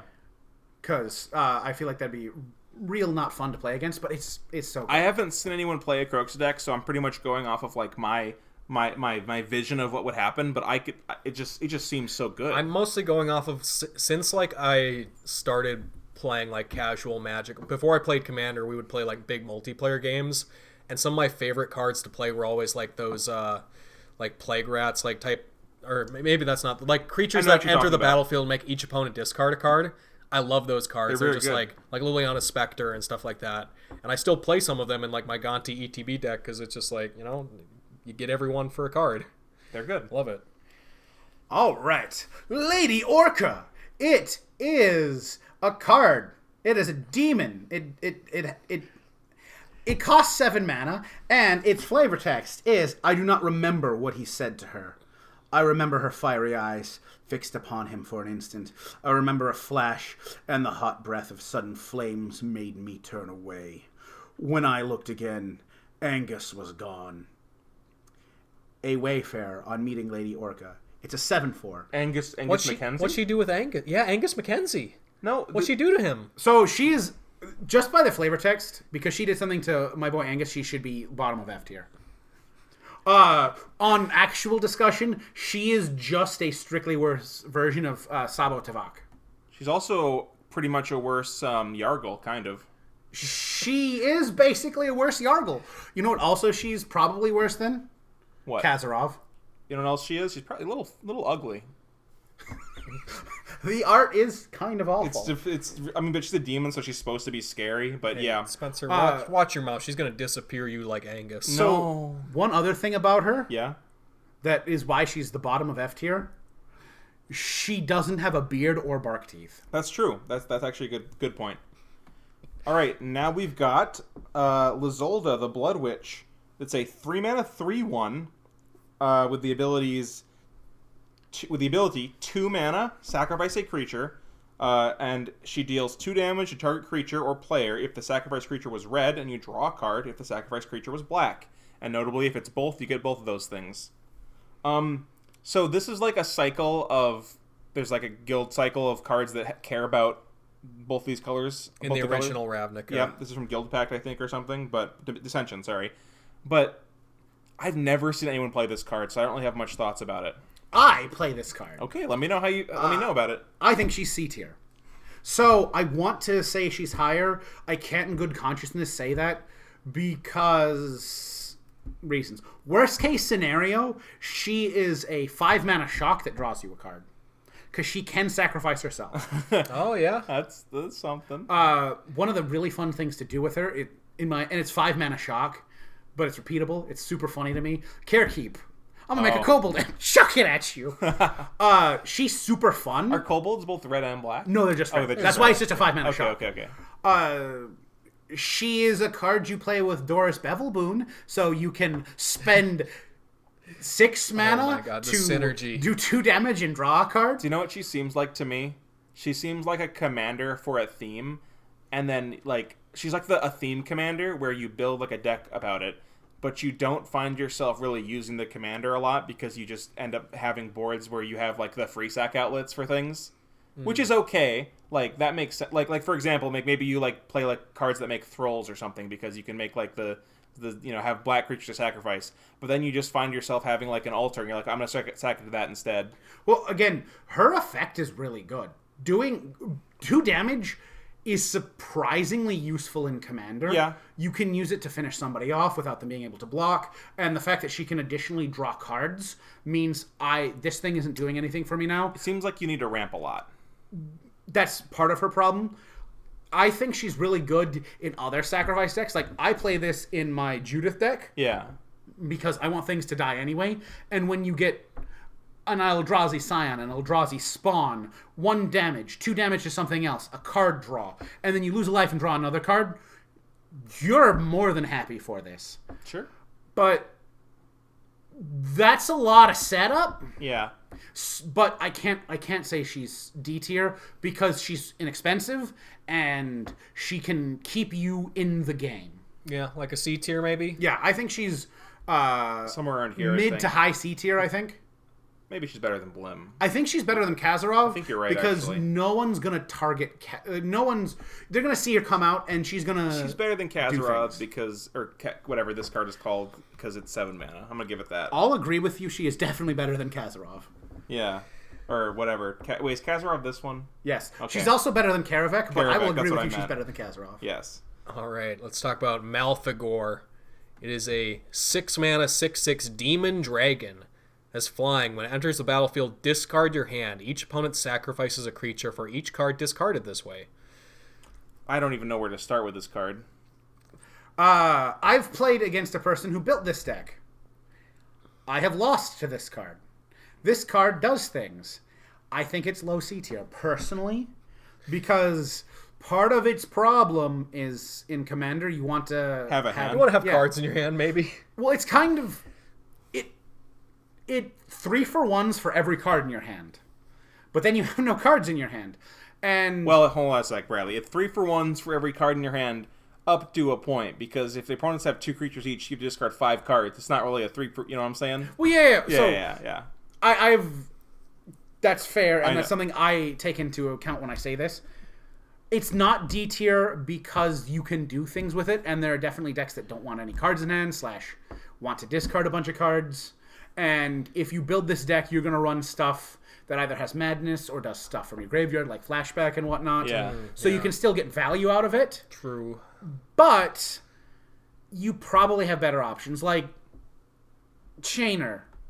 In similar vein, probably a better option. I personally think Asmor. I think I would rather play like this card than I'd rather play the Bladewing or not Bladewing, whatever this card is. Here is why it's 1 less mana. Yeah. And but I have a hand. Well, they do very different things. I know they do different things. I can't in good consciousness for the number of times I've lost to this card, because a 6/6 flyer will get there, especially when moving a lot of your resources. Give it D tier, even though it is D for dragon. So my problem is, like, let's say you play this and then someone plays like a board wipe that kills it, like a exile all permanents or something. Are you just out of the game? Oh, yeah. We still draw a card every turn. Riley, you made a good point there. Not only is it D for dragon, it's a demon dragon. That's 2 Ds. I will lament for putting it in D tier. I don't want to. All right, Bradley, but I would put it above Bladewing. But come on, Bradley, it's worse than the Dash Dragon, right? Oh yeah. Yeah, there you go. So it means D. See, we're gaslighting Bradley. I still put it above Bladewing. What do you think, Eli? Sure. Okay, we'll let it happen. It's just my nightmare scenario is like needing the like a board too wipe, scary and for somebody me. has like a board too big to the point where it like doesn't even matter, and it's like, oh. Did we read Malfegor? Yeah. Did we? Yeah. Mm-hmm. Eli did. Yeah, it's real Okay, short and sweet. Yep. Okay. Not too much about him. Mogus, God of Slaughter. It is a red and a black and 2 colorless for an enchantment creature god. Indestructible, 7/5, as long as your devotion to black and red is less than 7. It's just an enchantment. Yep, not a creature. At the beginning of each opponent's upkeep, Mogus deals 2 damage to that player unless they sacrifice a creature. I'm not a huge fan of Mogus. I've played Mogus before, and it's a little bit underwhelming, I think. Like, I think the way you play Mogus is you want to play, like, a control game, right? Because, obviously, like unless you want to make it a creature or something, but, like, it's like an increment, like, it's like an indestructible, like, enchantment that will deal 2 damage to, every turn to everybody, but that's just really, really slow. Yeah, I had a friend who played a Mogus deck, and it was pretty much... You never see somebody sacrifice a creature to it unless they're literally going to die. Or you're like, hey, thanks for the free sacrifice outlet. I mean, maybe you play some damage doublers and some stuff, and you're playing, like, group slug, like, big damage effects, and you kind of put the pressure on people, but that's pretty slow. That being said, Go ahead, Bradley. No, you're saying? I was going to say, I think I do like it more than Malfagor, personally. Oh, I think I like it a lot more than Malfagor, in my opinion. I honestly don't. I'll let you put it above Malfagor. I'm not going to die on this hill. Thank you. But I think it's D tier. I want to put it, like, here. It's not better than Blim. But Blim doesn't... But Mogus doesn't ruin my game. Yeah, but Mogus doesn't really do anything. Mogus hurts my opponents. It's not me that hurts my opponent. Well, Bradley, the thing I kind of like about Mogus here is, like... It is a industry... Like, if it can become a creature, it's big. Like, it's defensive, right? Like, my biggest problem with it is it actually gives your opponents... Reason to kill your stuff? No. It gives your opponents a benefit. Sacking the creatures? Yes, that's a huge benefit. Sure. Not only that, but... sure, I spent 4 mana to do 2 damage. It's hard to build around. And well, that's the point. You don't build your around opponents it. Get all of the control here. So I think it'll always do the worst thing it can do. Eli and I really like generic commanders. Yeah, Bradley, I feel like this might appeal to you. Like, if you play against a Mogus deck, like, do you think, like, man, like, Mogus, that's gonna get me? Like, it's like your thing. Like, it's not a... No. You don't threat assess. You're like, this does, like, nothing. Like, it's very innocuous. No. So... I said earlier, I enjoy playing my opponent's deck. I see them drop a Mogus, and most of the time I'm going to just get a big smile and be like, oh, thank you. Thank you for the free sack outlet. So you're saying every deck you play is happy to have the ability to sacrifice 1 creature on your upkeep. I mean, not every deck, or but most decks. Enough where I'm like, well, so... I feel like that's usually not the case, Bradley. I almost always want recursion and creatures with enter the battlefield. Right, yeah, and I think a lot of people do. But all your favorite decks also have ways to sacrifice creatures for value, right? Like you want to sacrifice them to their effects, not the Mogus. But this is for value. I don't lose 2 life. I think the majority of the people will not see that and be like, "Oh, this sacrifice a creature is going to be a benefit to me at any point in the game." I don't think he's very good. Like, I think that's totally fair. I think he's very mediocre. Yeah. I think everyone, at least in C tier, you have him above. They do something. Yeah, like Blim, sure. Blim is either the best thing or the absolute worst. So my argument here, Bradley, is that is very true, but Mogus cannot, it's very hard to stop Mogus, right? It's one of the Theros gods, so it's indestructible. It's not a creature for a long time. Like, it's gonna be, it's like playing it's kind of tantamount to playing like an emblem card. Let me ask you a question. Yeah. Would you play a 4 mana unblockable 2/2 in Magic with Myriad or whatever, right? Yeah, with Myriad. Maybe in the command zone. It's like that, and this is unblockable, like indestructible sort of thing, right? Yeah. Yeah, sure. And this is worse than that because your opponents have total choice of if they take damage. But it's not worse than that because it can be a 7/5 that blocks. Yeah. Or attacks. Like, let's say you board wipe or something. That's one thing I like about him, Bradley. Let's say you board wipe, Bradley. Like late game, like you're playing a control deck, right? You board wipe and then you have a couple enchantments in play or something. You just get to hit for 7. That's kind of cool. This is a hill I would die on, but I feel like at this point we probably should move on. We should probably just move on. Fair enough. I'm just trying to make the point. Not too much to say about him. Well, there was a lot to say about him. Yeah, there's a lot to say about him. That we did. What were we gonna say, though, Bradley? Before we move on, you had something to say. His Secret Lair art is amazing. It's really cool.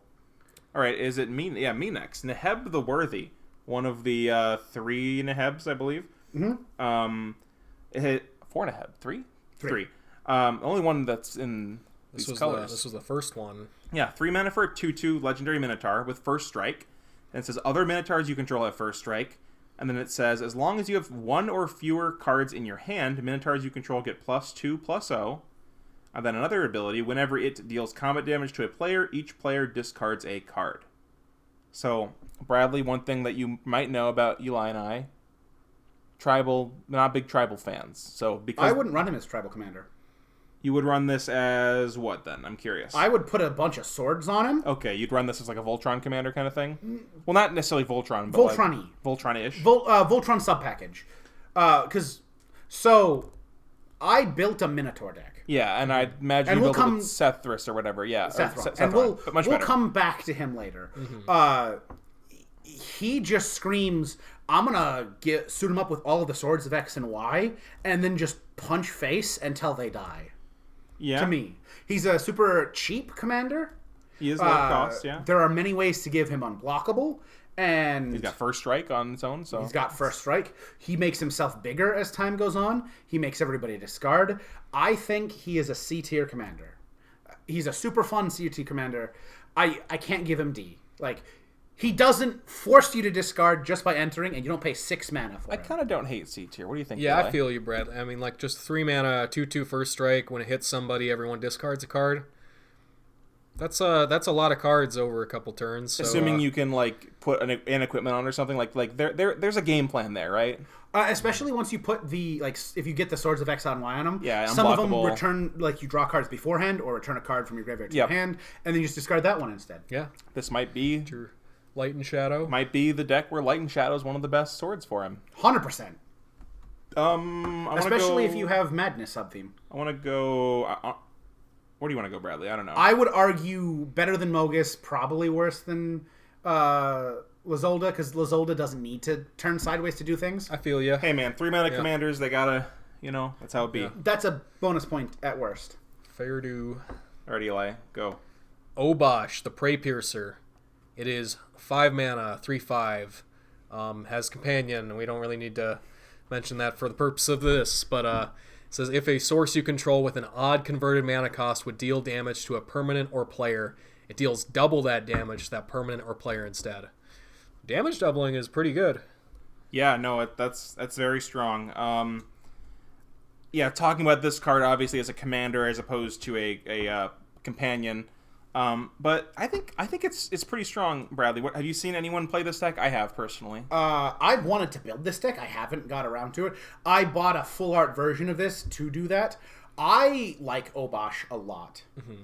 I would compare it to what we have here to a probably better version of Kolaghan. It is, yeah, I mean... because of its versatility, as opposed to just only caring about dragons. You mean this Kolaghan, I imagine, right? Honestly, I could compare it to either of them. This to me feels like it represents a lot more damage than that. I think so. I think it's better than Kolaghan for sure. I want to put it like... Oh, I don't want to say where I put it, I guess, but I wouldn't put it below B tier, personally. I would think C, personally, as a commander. So, one of my favorite cards, and one of the cards I think is underrated in Commander, is Angrath's Marauders. Yeah, that's a cool card. I'm not a huge fan of, Creator of effects where you play it and you just win the game, because I want my effects to have multiple uses. Angrath's Marauders is one of the exceptions to this, just because sometimes people underappreciate it, undervalue it. I feel like Obosh does a very similar thing, where it hits the battlefield and it says, you are dead. All of you are potentially dead. I wouldn't argue if we put it bottom B or in C, but I like Obosh. I was kind of thinking B tier, Bradley. Again, I'm not going to argue if we put it bottom B. Yeah, like we've said a few times before about the idea of something being telegraphed, but I mean, it's also expensive, but it does. It's 5 mana for a creature that damages or that doubles damage. A lightning bolt is 6 damage now. Even even more so, you can think of big burn spells or something, doing double is very powerful. Yeah. What were you saying? This is where I would do the Dragon's Approach deck. Oh, sure. That seems good. I'm gonna pay three mana, take do 6 damage, and then to everyone, and then eventually get odd cost dragons. Is Price of Glory? That's 3 mana. Price of Progress is only 2, unfortunately. But yeah, I'm sure there are some other big red effects that will deal damage to people equal to the number of lands they control or something like that. Yeah, Acidic Soil. Yeah, is that an odd deals card? Damage to each player equal to the number of lands they control, so it would hurt you a lot too. But yeah, I think I think I like it here at least. Maybe more, honestly. I like the versatility of Hidetsugu a bit more, but I won't argue with you. Okay. All right, Bradley. All right. That's a good one. Oh, yeah. Olivia, Crimson Bride. She is a 3/4 for a red, a black, and 4 colorless. With Flying Haste, whenever Olivia Crimson Bride attacks, return target creature card from your graveyard to the battlefield tapped and attacking. It gains... When you don't control a legendary vampire, exile this creature.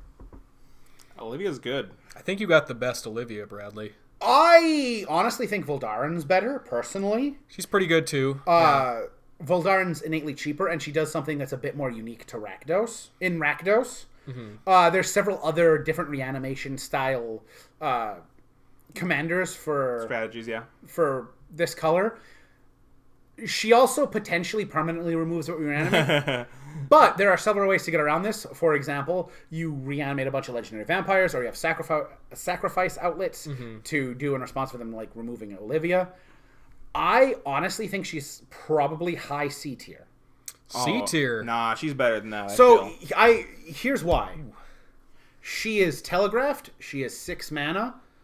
And Graveyard Shenanigans have a lot of interaction options. There are a lot of ways to stop an opponent from doing stuff with their graveyard, as there probably should be. If she gets going, she can wreck house. Get a Grave Titan back, get World Gorger Dragon, and combo anything. Stuff. Sure, yeah, but I kind of think about this in a similar way to I think of it's not. I don't think it's as good as Aurelia, the War Leader. But I think of it in a similar way, where it's a big 6 mana creature with haste and flying, and so it's always gonna be able to attack as long as it doesn't get killed the turn you play it, right? And it's gonna do its thing. Whereas Aurelia does a lot of damage. This will get you, it'll be like a Karmic Guide, right? And attacking, that's a lot. I mean, yes. Again, that's actually a fair point you bring up. The fact that it's attacking is a downside. No. Let me finish. No, you're good. I'm just saying. Depending on the creature you're trying to reanimate. For example, in Karmic Guide, I might hit a Midnight Reaper to get my draw engine back. Yeah. If I hit Midnight Reaper with Olivia, I'm going to draw a card. Well, I think your Olivia deck is going to want ETB effects, right? Yeah, no. Yeah. Going back, that's more moving parts. You have to be successful in order for her to do things. I don't know if having creatures in your graveyard is really moving parts, right? It definitely is. As a person who has played a mountain of Reanimator decks, this Reanimator is one of my babies. I play Cedrus. He was...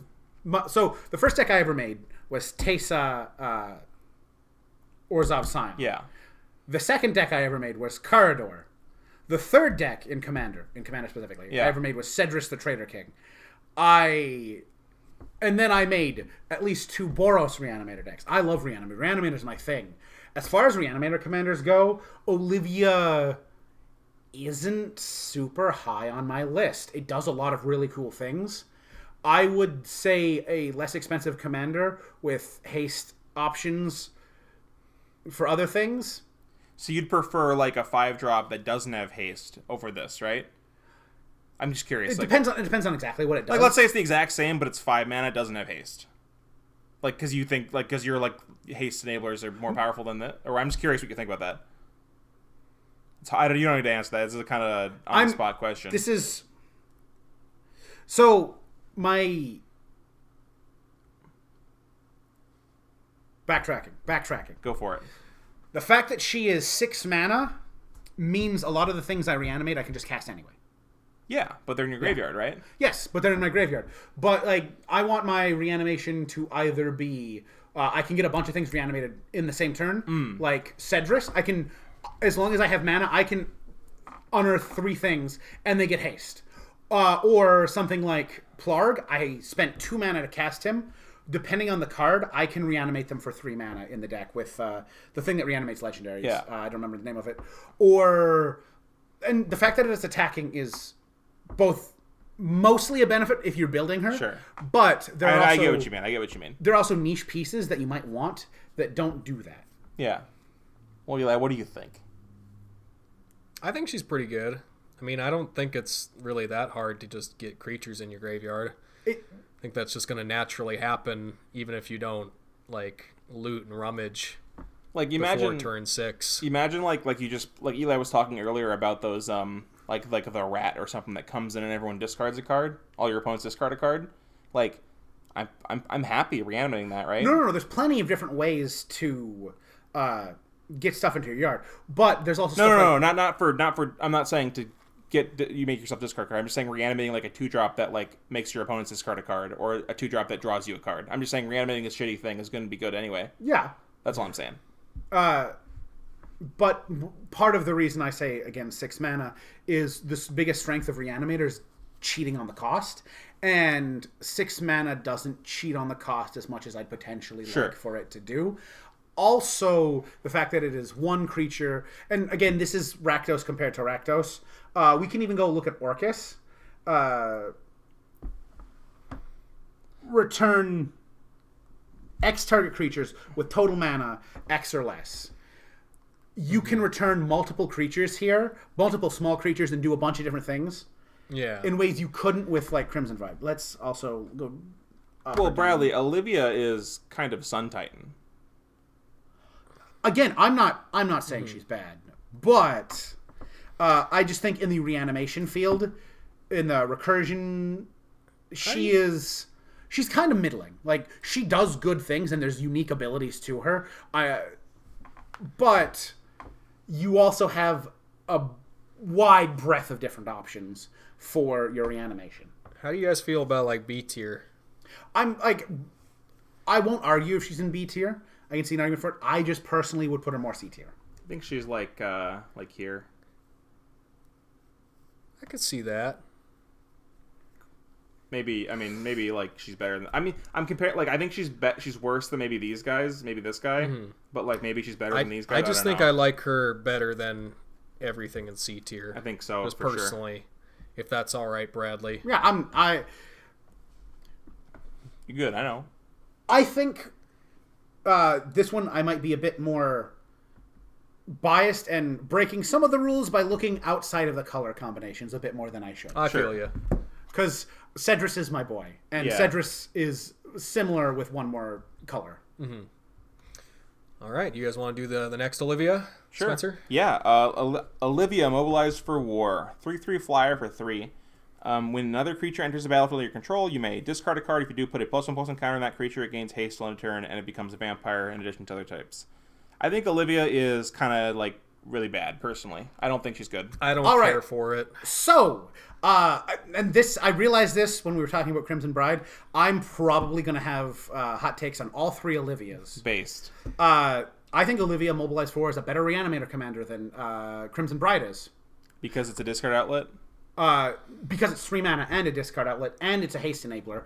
I would honestly run Olivia Crimson Bride in a heartbeat in Olivia Mobilized for War as a reanimation effect. Yeah. Because it enters, gives haste, discards. They synergize so very well. I've built Olivia Mobilized for War, and again, it really... So, comparing it to Olivia Crimson Bride, on turn... 3, 3, yeah. I can have a tapped and attacking mono red Elder Dinosaur. Yeah, Itali. Yeah. I can have a tapped and attacking Itali. On turn, because turn 1 you play like a Soul Ring. Yeah, I get it. You can't do that as well in Crimson Bride.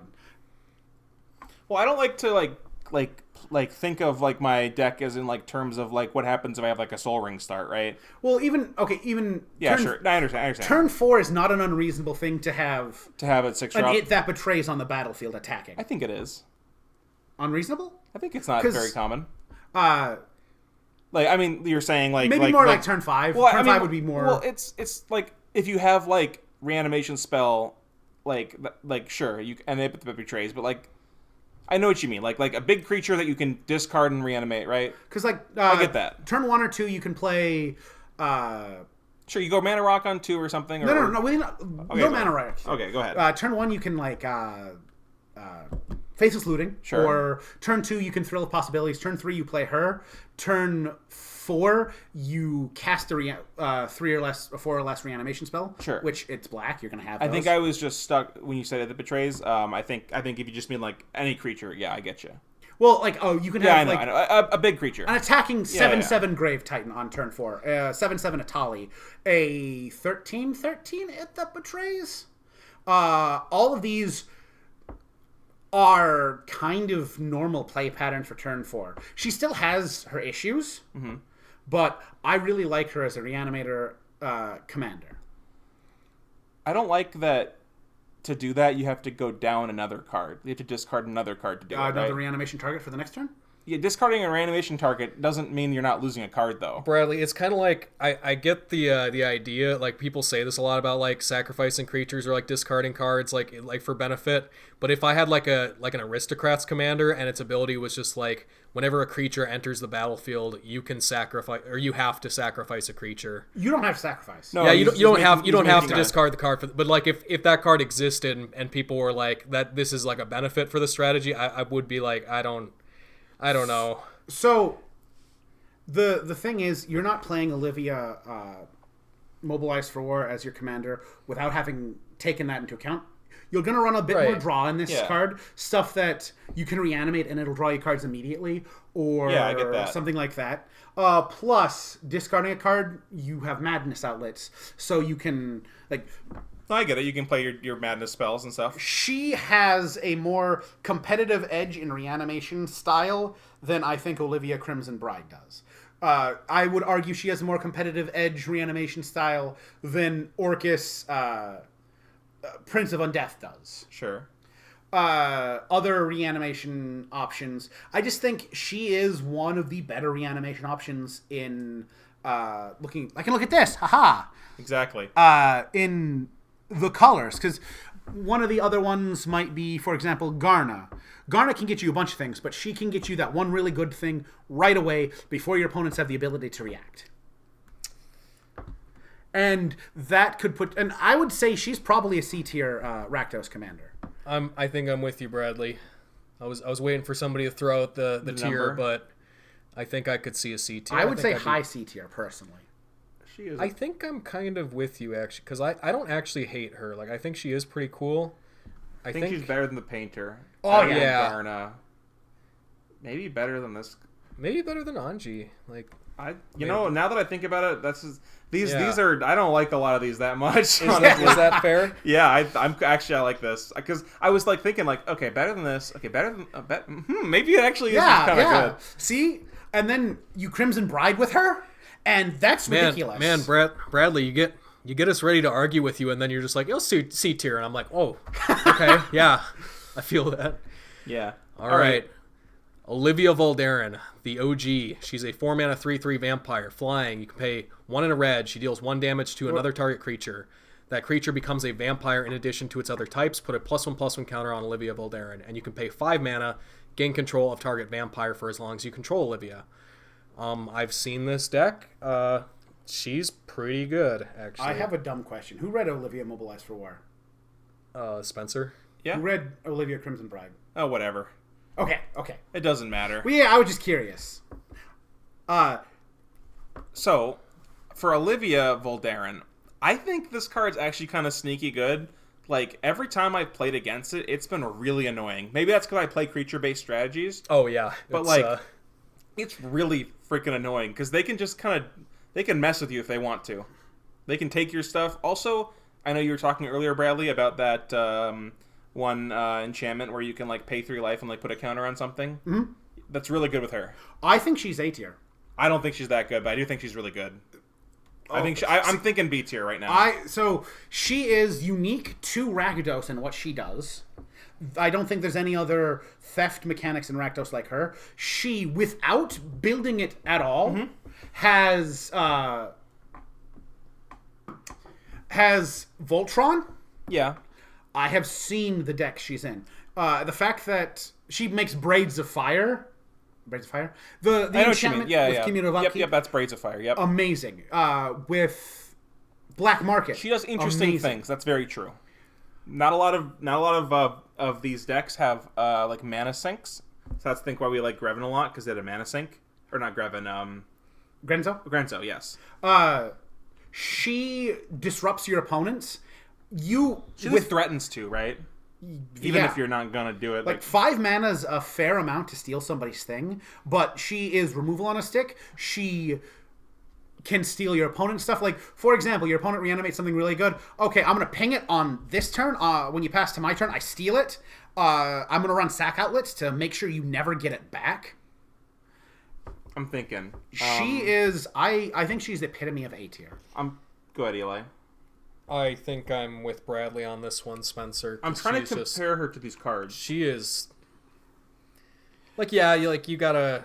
I mean, she'll get killed. Like, I don't think you can rely super heavily on the like control magic part of her, but well, I'm just trying even just pinging stuff down and getting huge like removal on a stick. Like, maybe and instant speed theft. Yeah, instant speed removal. Maybe we need to move around some of the other things then, because I feel I'm comparing her to some of these other cards, right, in C tier or in B tier, and I'm thinking like was this Obosh? Is that what this card's called, or what is this? Yeah, no, Obosh. I'm feeling like Obosh is like way better than that too. So you guys, I do think I like her better than everything in B tier. I think sure, but I'm gonna take this opportunity to move Obosh like up here. So I'm getting my way. No, go ahead, I think Bradley. Obosh does not have the same versatility, and that's why I put Obosh where Obosh was, because. Okay, I'll put him back. He's down here. Or is that where he was? Yeah, I mean, I'd say he can be better than the Beholder. It's okay. Okay, I'll let Olivia slide. She is very good, and I haven't played against it enough, but every time I played against it, it has been annoying. I played against this in Standard. She's terrifying. Well, yes, she's very good in Standard. Well, no, in Standard, mana is more pinched. Yes. And she still did things. So in Commander, where you can make huge amounts of mana, like infinite mana in these colors, and just steal literally everything. Yeah, I mean, it is a thing. All right. Orcus, Prince of Undeath.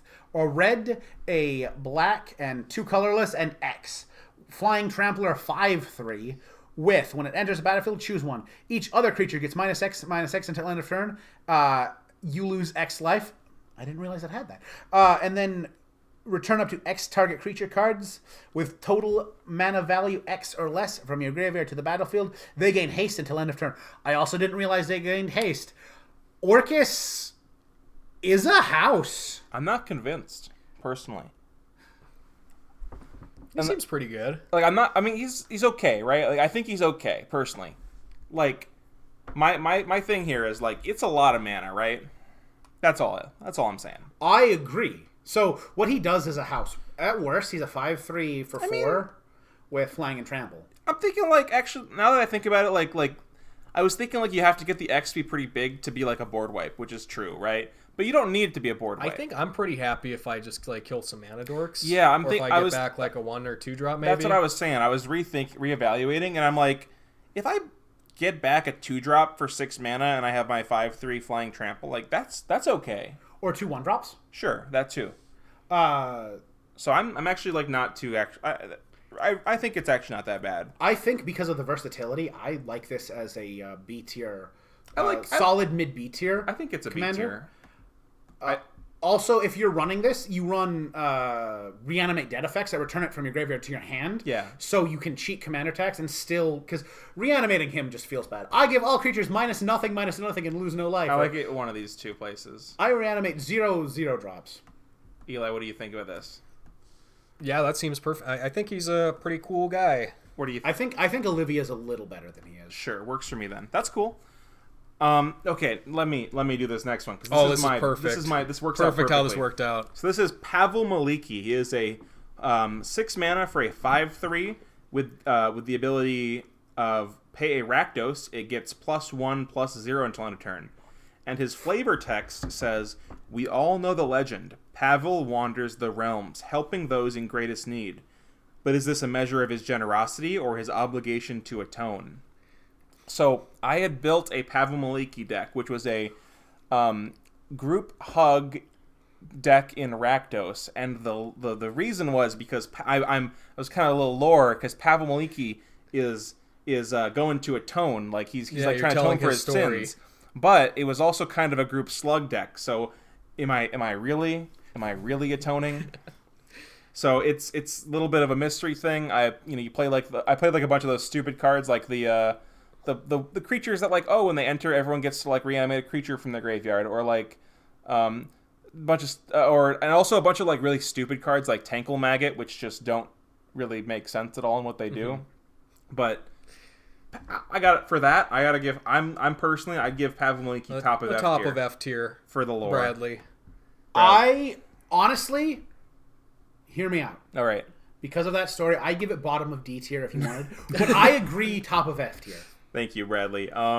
Because you know what? Out of all these F tier commanders, I bet you haven't built any of them, have you, Bradley? All the Legends ones.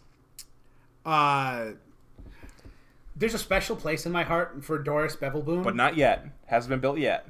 But it will never be built because it's a $40 card and it's bad. Fair Bradley, enough. I feel like you're a Barktooth Warbeard gamer. All right, up next, we have Prosper Tomebound. It's a newcomer from the Adventures in Forgotten Realms. It's a 4-mana 1/4 Tiefling Warlock. Has Death Touch. Has the Mystic Arcanum ability. At the beginning of your end step, exile the top card of your library. Until the end of your next turn, you may play that card. And it also has Pact Boon. Whenever you play a card from exile, create a treasure token. Bradley, as a D&D guy, how do you feel about the ability, like, names on these cards? I'm not a huge fan of it, but it's fine. Mm-hmm. I'm also not a huge fan of Prosper, just because it does everything. It does do everything. We've talked about in the past, Eli, about on our previous tier list, about how they really shouldn't make card advantage and like mana ramp on the same cards. And this is card advantage and mana ramp and like the best blocker in the game. Yeah, that's what pisses me off about these value engine commanders is when they like give you card advantage and mana, and then they also just protect you from aggro, which should be like the natural counter to value decks. Yeah. But yeah, Prosper is just it's real good. It's kind of gross. I'd honestly say he's solid top of A tier, if for no other reason than Anya pops off before Prosper hits the battlefield, and Grenzo and Chainer just make Prosper not do anything. So the thing with Prosper is it's pretty much like it's not going to win the game. Like Prosper doesn't win the game, right? Like Prosper doesn't enable winning the game. I guess it kind of does if you think of like value. It helps you storm off. It's a value card, I think, honestly. Like it's just like infinite value, right? Yeah, it's very strong, just value attrition commander, and yeah. It also paints a target on you, which means the rest of the table is going to want to end you. So again, Bradley, the problem with that though is like commander players do be dumb. By that I mean like Magic players do be just letting the value players value. They'd be like, oh, he's not affecting my board right now. He's just got 10 mana and access to extra cards every turn. You're not leave wrong, him alone. but let's. Or I guess I should say, Magic players are short-sighted when it comes to like the value accruing of a card like this. I think. I still think it's top of A. I don't think it's better than what we have in S tier. What do you think, Eli? I think it's maybe top of A. Sure. I personally think it's probably better than what is this card? Grenzo, Dungeon Warden. But I don't mind A tier. I do think maybe people are overvaluing it a little bit. Like people, you always hear like Greven is the best, like Rakdos commander for people. Prosper. Sorry, people. Like on the command zone and stuff like that. Yeah, they'll say why would you play anything when you can play Prosper, right? Like Prosper's very good, right? But like it's not like everything and a bag of chips, you know? Like, well, it kind of is, but you know what I mean? Like, it does get expensive real quick once it's died a couple times. and it's not a degenerate game plan. Like, it's not like it's its own win condition. Like whereas Anje, like, is the win condition kind of thing. Yeah. Prosper isn't the win condition, right? It's just... I mean, if you're just, like, trying to play the game, like, if you want a generic commander, Prosper is probably going to be your best generic Rakdos commander, right? For any... see that. It'll helm any, like, non-theme deck better than anyone else. Mm-hmm. So I like that about it. Bradley, you want to talk about a cool Rakdos commander? Speaking of Rakdos... I hate this card. Its namesake, Rakdos, Lord of Riots. It is red and black for a legendary demon. You cannot cast Rakdos, Lord of Riots, unless an opponent lost life this turn. Flying Trample, creature spells you cast cost 1 generic less to cast for each 1 life opponents lost this turn. This is a very powerful command. I'm with you. It's strong. I like him a lot. I hate him. Well, I mean, like, I think he's strong, but I really don't like it. I don't like the playing. card? I don't like playing it. I don't like playing against it. I have built Rakdos, Lord of Riots. I don't think it's S tier because there's a lot of things that go wrong, but I definitely think he is A tier. I feel like it is an A tier. I think it's an A tier as well. I dislike it enough to respect it. You know? I think the only time I played against it was in Alexandria, like Elemental games, against a player who really didn't play very well and usually didn't make very good decks, but he played a pretty good game with Rakdos off the back of that ability. Our friend... Oh, go ahead, Bradley. Sorry. What are you saying? I was going to say, our friend Thomas had... I don't know if he still has it, but he had one at some point, and it was really good. A good Rakdos is also super expensive, though. Yeah, but Eldrazi and stuff. There's nothing more hilarious to me than Cloudstone Curioing a loop between Kozilek and Ulamog. Oh my god. Oh no. Where do you want to put it in A tier? I do agree A tier. I think it's like at least like at the top half. I think it's in the top of A tier. I kind of think it's better than Kroxa, but it's close. I kind of think Prosper might be better than it. I think just so, because too. you can cast Prosper. Yeah, Prosper without second your place in opponent A tier. Sure. Yeah. It is hard to cast because it's like 4 like colored things, but like also it is the not being able to cast it unless an opponent lost life is a relevant downside. True. Yeah. Okay, well let's move on to Rakdos the Defiler. This is I don't even know what this does. I'll be honest. Okay, it's a 6 mana 7/6 with flying and trample. When it attacks, oh yeah, that's why I don't know. When it attacks, sacrifice half the non-demon permanents you control rounded up. Unless you found a way to make all your lands demons, those are also non-demon permanents. Yep. Whenever Rakdos deals combat damage to a player, that player does the same. Sacrifices half their non-demon permanents rounded up. So it bones you right as soon as it attacks, but then it has to deal combat damage to somebody for them to sacrifice the stuff. So you, like, imagine you go to attack somebody, you sacrifice half your stuff, and they just remove it before it hits them. So, or even better, Maze of Ith. Yeah. Yeah. Don't attack with this and do a Maze of Ith, please. I mean, you could technically like animate all your lands and make them demons, but that's not good. Don't do that. So maybe in a previous, Eli, here's what I'm thinking. Okay. Bradley, here's what I'm thinking. So maybe a previous me would just put this shotgun this in F tier, right? But maybe a new me puts it at the bottom of D tier. I don't think it's the bottom of D tier. And hear me out. I have a reason why. Above Exava. You're thinking top of F tier, right, Bradley? Yeah. No. I think this is a D tier commander. Bradley, I swear to God, if you tell me right now that you want to sacrifice the permanents for your aristocrats deck, I'm hearing you out. I'm hearing you out.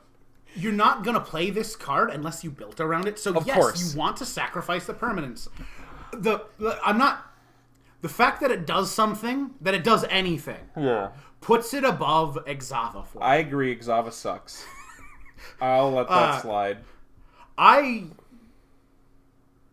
don't know if I'd put it higher than Kaervek. I feel like me personally would put it higher than Kolaghan. But that's about as high as I do it. But I think Kaervek's better than Kolaghan. It makes personally. you sack your lands. Yeah. But, again, you are not playing this unless you have built around it. Eli. I'm not playing this ever. You want this effect. I'm not playing... Eli, hear me out. You can't make me, Bradley. I'm not making Hear me out, Eli, okay? You ready? So you Rain of Filth, right? That lets you... I believe that lets you sacrifice your lands for mana. Swamps for mana, right? Yeah, okay. So you play a Rain of Filth. you get rid of all your lands. Now you can't sacrifice them to... Okay, yeah. Yeah. Sure, yeah, that's better. That's better, right? Thanks. This is so not Do you feel better now? Can we go back? Can I talk about a cool Rakdos again? Yeah. Rakdos the Showstopper. It's a 6-mana 6/6, flying and trample. When it enters the battlefield, flip a coin for each creature that isn't a demon, devil, or imp. Destroy each creature whose coin comes up tails.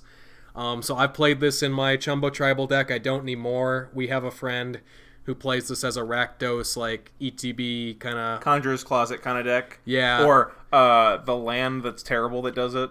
Yeah, and like in his deck, you play some other demons and stuff so they don't get destroyed. You kind of maybe do a semi-weird one-sided board wipe that you can't really like depend on. I think we played one game where our friend Jesse got super pissed because he blinked it and recurred it like 10 times and it never killed my Shadric Silverquill out of like 10 coin flips.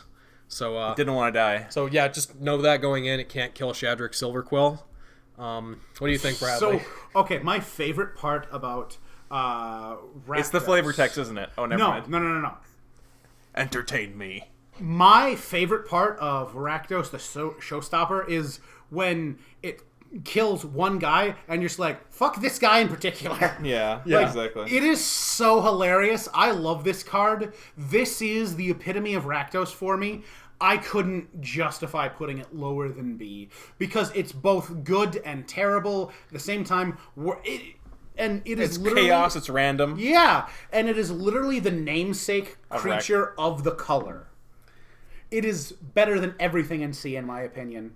No, I'm with you, Bradley. I'd put it at B. I think it is better. Honestly, I think it's good. Like, obviously, there's going to be a weird situation where maybe it doesn't kill anything, but you don't rely on it as a board wipe. You just play it, and maybe it kills like 3 creatures your opponents control. Like, that's pretty good to me, so... Yeah. I'm trying to think where I'd put it. Do you like it more than this other demon guy? Honestly, I kind of do. I kind of do, too. There's more shenanigans. I think so. What do you think, Eli? I think so. Okay. Well, moving on. All right. Here we go, Bradley. Oh, I missed it. Is that Roga? Roga of Carekeep. It is a 5/5 for double red, double black, 2 colorless. Same cost of Rakdos the Defiler. Of course. It's not much better than these. At the beginning of your upkeep, unless you pay triple red, an opponent gains control of Roga of Carekeep, and all creatures you control named Kobolds of Carekeep. If a player gains control of a creature this way, tap it. Excuse me. Yes. Creatures you control named Kobolds of Carekeep get +2/+2. This commander is utter garbage. Kobold Tribal. Like, no. This isn't Kobold Tribal. This is Kobolds of Carekeep Tribal, yeah. There are 2 cards you can play that make this card. Yeah, you Kobolds play of Carekeep itself and Carekeep, yeah. Carekeep is one of the best lands in red, in my opinion. It's pretty good, honestly. Yeah, no, it's amazing. It's kind of good. I don't want to give away all my kobolds. I don't want to spend... Like, it's better in Commander because your opponents might not be able to do triple red, but it's just so bad. I want to put it above the other demon girl because she's scary. I honestly think it is worse than her because she, at the very least, doesn't give your opponents a free 5. Yeah, she doesn't betray you. The problem... So the thing is... It will be tapped when they give it to them, and then they'll have to pay 3 or give it to you.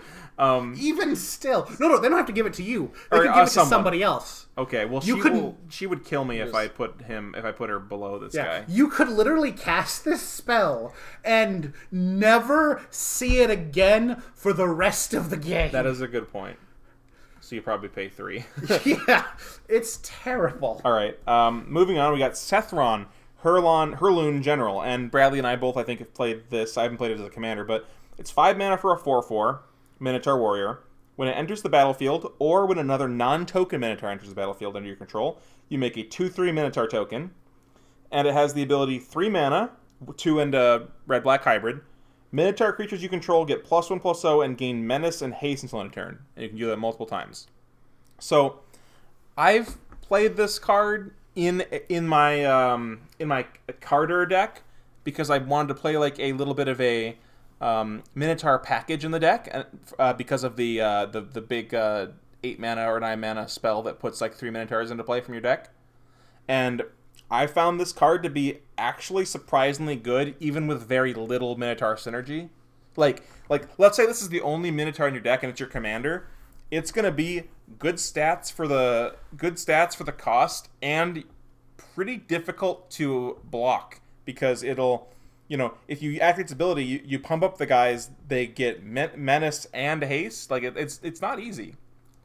So I honestly think even without a Minotaur deck, this card is pretty good. And if you play if I was building it, I would play a slight Minotaur deck, right? Maybe play like 10 or less Minotaurs in the deck, and it would still be really good. Now, I think this is an A tier commander in a D tier tribe. That's a good point. As a person who that's built a good this point. deck, I hugely enjoy it. So you run, at least I run, a bunch of the cheapest Minotaurs you can. Yep. Because you're not getting a lot of value off of the individual Minotaurs. Your value is the ETB. And then you run mass reanimation to get all of them back when you get board wiped. Yeah, this is really good when you mass reanimate or put multiple into play at the same time because you can get a bunch of Minotaurs out and then you can give them all haste right away, right? Oh, yeah. That's when it's great. I think this is a B tier commander because it's an A tier commander in a D tier tribe. That sounds perfect to me. Eli. What do you have to say? And like you were saying, Bradley, Patriarch's bidding just got reprinted. Indeed it Super did. affordable. Yeah, and there's actually a lot of really good Minotaurs in the game, like in red and black. Like even the ones that aren't bad. Like there's the one that gives you an additional combat, so you play lands. Oh yeah, Morag. 3 Nehebs. Yep, 3 Nehebs. You got a bunch of stuff. Like the one that pings people equal to your devotion to red. Oh, Fanatic of Mogus? Yeah. Amazing. I want to put it top of B tier personally. I really think it's worse than Asmor, but I'm extremely biased here. Sure, I love it. I will say one thing though. I had to buy the alternate art $30 version of this. Of course. Just because. So I can't. He's my boy. Yeah. All right. Well, Eli, you want to do Sylvar? Yeah, so we put Sylvar, Devourer of the Free on here. He's a 5-mana 4/2 Cat Nightmare. So this would partner with Trin, Champion of Freedom, but that's a white commander, so you could play them as a Mardu deck. But by itself, it's just a 4/2 Menace. Sacrifice a human, put a +1/+1 counter on Sylvar. It gains indestructible until end of turn. The stats aren't great, right? 4/2 Menace for 5? I don't think that's great. So, I don't think this is an amazing humans commander. I will say you can do a good mono black humans deck. This just gives you additional options. I built. So you would say you'd build the black-red humans and with this to be better than mono black. I see. No. I don't know if it'd be better. Oh, but it would be more options. Yeah. Do either of you remember the corrupt bishop? Printed in Midnight. I know who you're talking. The one that flips. Yes. I don't know. remember. Ormondal. Yeah. What was his name? I don't remember. He's the guy from the. Is it like Jaren or something? Yes. Yeah. He's the guy from the trailer. Yes. In the trailer, who gets killed by werewolves. Yes. Also, if any of you seen Rawhead Rex, no. There is a priest in there that has that exact same look, and he has the demon in Rawhead Rex piss on him, and every time I see the art, that's all I think about. This is a complete digression. This card, I would say, is probably better than it looks, but bottom C, high D maybe. You feel like a high D tier? Yeah, I think it's a. I can't believe we have Malfagor at top of D tier. Where do you want to put it? I would put it above Malfagor. This is because it's a commander that can just straight up kill people with commander damage. You have plenty of ways to make a mountain of human tokens in these colors. I suppose if it's getting indestructible, it's very hard to kill. Yeah, it's very hard to deal with, but it's also not a human. I like it. All right, now Eli, or who is it now? Bradley, go ahead. Strafon, Maurer, how do you say that? Maurer, yeah. Progenitor. He is a red, a black, and 2 colorless for a flying 3/2 vampire noble. At the beginning of your end step, create a blood token for each player who lost life this turn, and when it attacks, you may sacrifice 2 blood tokens. If you do, you may put a vampire card from your hand onto the battlefield tapped and attacking. It gains indestructible until end of turn. This is probably the best vampire commander in the colors. I think It's not the best vampire commander because Edgar exists. Vampire tribal, though, in the colors, you mean? Yes. That is very... Because Olivia's a vampire, but she's not a vampire. You know what I like about this one, Bradley? Whereas, like, Edgar is like a vampire, like, small stuff go wide deck. This is, like, vampire, like, big stuff. There's a lot of big, cool vampires. Like, you know what? Maybe I play Karazov. Yeah, maybe. In that deck. This guy here. Because you just sacrifice 2 bullets, put him out. I think you have to build around Karazov to make him good. But regardless, I think this is an A-tier commander. I have played it before. As a vampire tribal commander, when you turn 3 pop out the Necropolis Regent, you just win the game. Like, it makes it indestructible. Also, it refunds itself. How are you... I'm not trying to challenge you. I'm just like, how are you getting the blood tokens to put that out that soon? There's the 1-drop that makes a blood token, right? The arterial flow. Oh, sorry, that's 3 mana or 2 mana? 3 mana. 3 mana, and it makes 1 for each opponent you have, right? Yep. So I suppose... This is literally from a game I played. Yeah. Okay. You can also run... I mean, it's not necessarily the best, but there's the 1 mana 1/1 that makes a blood. Yeah. And then you can probably make a blood somewhere else. Sure, I get you. I'm with you. It's not quite Magical Christmas Land, but it is, No, on the high end. I see. Like, you can go, like... With some other blood support. Yeah. Okay, I got you. There's also the vampire that enters fights, makes blood. Yeah. I like that card. I That's like a cool that card, too. There's the one that whenever it deals damage, make that much I like blood. that 6 mana. I like that guy. And it puts it on play attacking, too, so that... And indestructible. Yeah, I know, I get that. So this gets around part of the problem I had with Olivia Crimson Bride. And you can put your random, not very good vampires into play that you want for generic value with this. Yeah. Because, oh no, they blocked my indestructible creature. Whatever shall I do?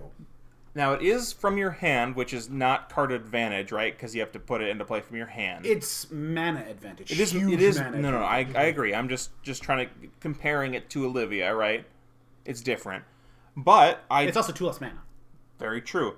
It doesn't have haste as well, but I don't think it's bad in any sense of the word. So I do think it's quite good. I think it's better than the Olivia, personally. Like, I'm not going to argue if you put it B tier just because there's an innate weakness to tribal, but I think this is a very solid tribal commander.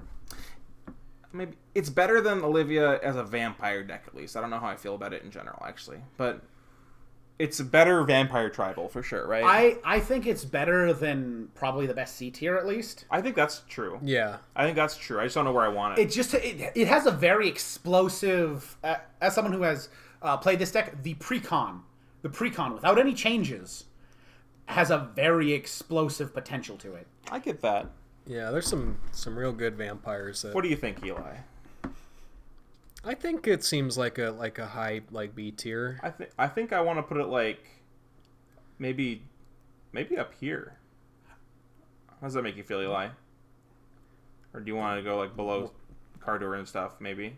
I could even see it being pretty high. I would honestly say it's probably in the same ballpark as Obosh, because they both suddenly damage out of nowhere. It just has a bit more versatility, where Obosh is a bit more powerful in what it does.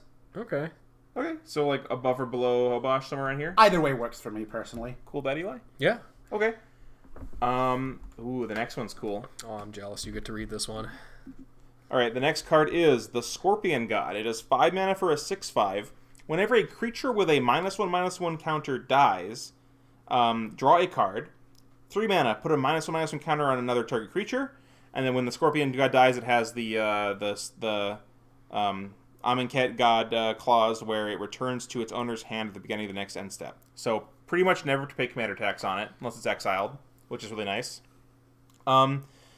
It's got a big body. 6/5 for 5. Great stats. Yeah, so if you watch the other tier list, the other 2 of the 3 of these guys, they rank pretty highly. Yeah, those ones are probably better. Yeah, I feel like he's not quite that good. Bradley, have you ever played a Scorpion God deck or played against a Scorpion God? Oh, I have. I adore this beautiful, beautiful monster. Me too, Bradley. It's funny, though, Bradley, because, like, the Scorpion God never really had its chance to shine. Because, like, you know how they have, like, the Invocation, or whatever, the Amonkhet, the Invocations. Yeah, yes. the Invocations, yeah. Scorpion God, at least for a while, was always, like, very, very cheap. Because no one ever even wanted it for Commander. Because it's just the worst one of the 3, generally. The other ones are really good, though. I don't disagree with your statement. I think the other two are too good. Yeah, I think probably. this is like ideal. This is the epitome of an A-tier commander for me. It has reanimation, removal. Excuse me, not reanimation. It has it has kind of recursion kind of thing. I know what you mean. Like no commander It's tax resilient. On it. well, it's resilient. What I meant to say is it has card draw. Yeah. And removal, and it is resilient. Plus, it has an amount of versatility in how you can build it. This is a card that I have seen do really well as a Voltron commander, because you give it one more power, and it just starts nuking people. I think it's pretty good. I think if I was going to build a Rakdos deck, like looking at all these, I might build the Scorpion God. I want to put it in A. How do you feel about that, Eli? I totally agree. It seems like that's a lot of, like, you can draw a lot of cards with this. Too. I mean, I think like around where Olivia is, I think is good. Under Greven though. Like, what's the thing, Bradley? Like, That's you play fine. like a Okay. What is it, Black Sun Zenith? That And then you draw a card for every Yeah, card yeah. creature in the battlefield. Ooh, that's a lot of cards. Also, it cares about if you put a minus one stuff. counter on it, Yeah. and it Yeah. dies, you draw a card when it dies. Yeah. Yeah, and then it just comes back to It just your can't hand. sting itself. I like it. But that being said, the other two were like S tier cards, so they were broken. But Yeah, they are stupidly good. yeah. Well, Scorpion God, that's nothing compared to Tor Waukai, which is a 5-mana 3/3 human archer. Tap it. He deals 2 damage to target attacking or blocking creature. The archery ability. So That's pretty cool. he does something. Is that a guy or a girl? That's a guy because you can tell it's a guy because he's got like nipples that you can see, so it definitely wouldn't be a woman. The Okay, breastplate it here. looks kind of like a lady to me, but I will default to you. Okay, I don't actually know. So pretty poggers F tier card, right, guys? I mean, Yeah. I almost think it's D tier, but because Bradley, it has no flavor text. Yeah. I Okay, don't see any flavor text, it's Bradley. the best F tier card. At least on the version It's of the the card best we have F pulled tier. up. Oh yeah, sure, right below Pavel Maliki. Yeah. Okay, no, that's fair. I will grant you that one just because Pavel just Maliki. because of the love to it. Thank you. All right, Savo Tavok. Funny, I got this one when I got Lady Orca, which is strictly. Oh, worse. this one might be the best F tier. Go ahead, Bradley. I'm gonna fight. It's not. No, F it tier. might not be. Honestly, go ahead. A red, a black, and 5 colorless for a 7/4, which, but it has first strike, which Okay, that's good. instantly makes that 4 toughness less problematic, and protection from legends in Commander. Yep.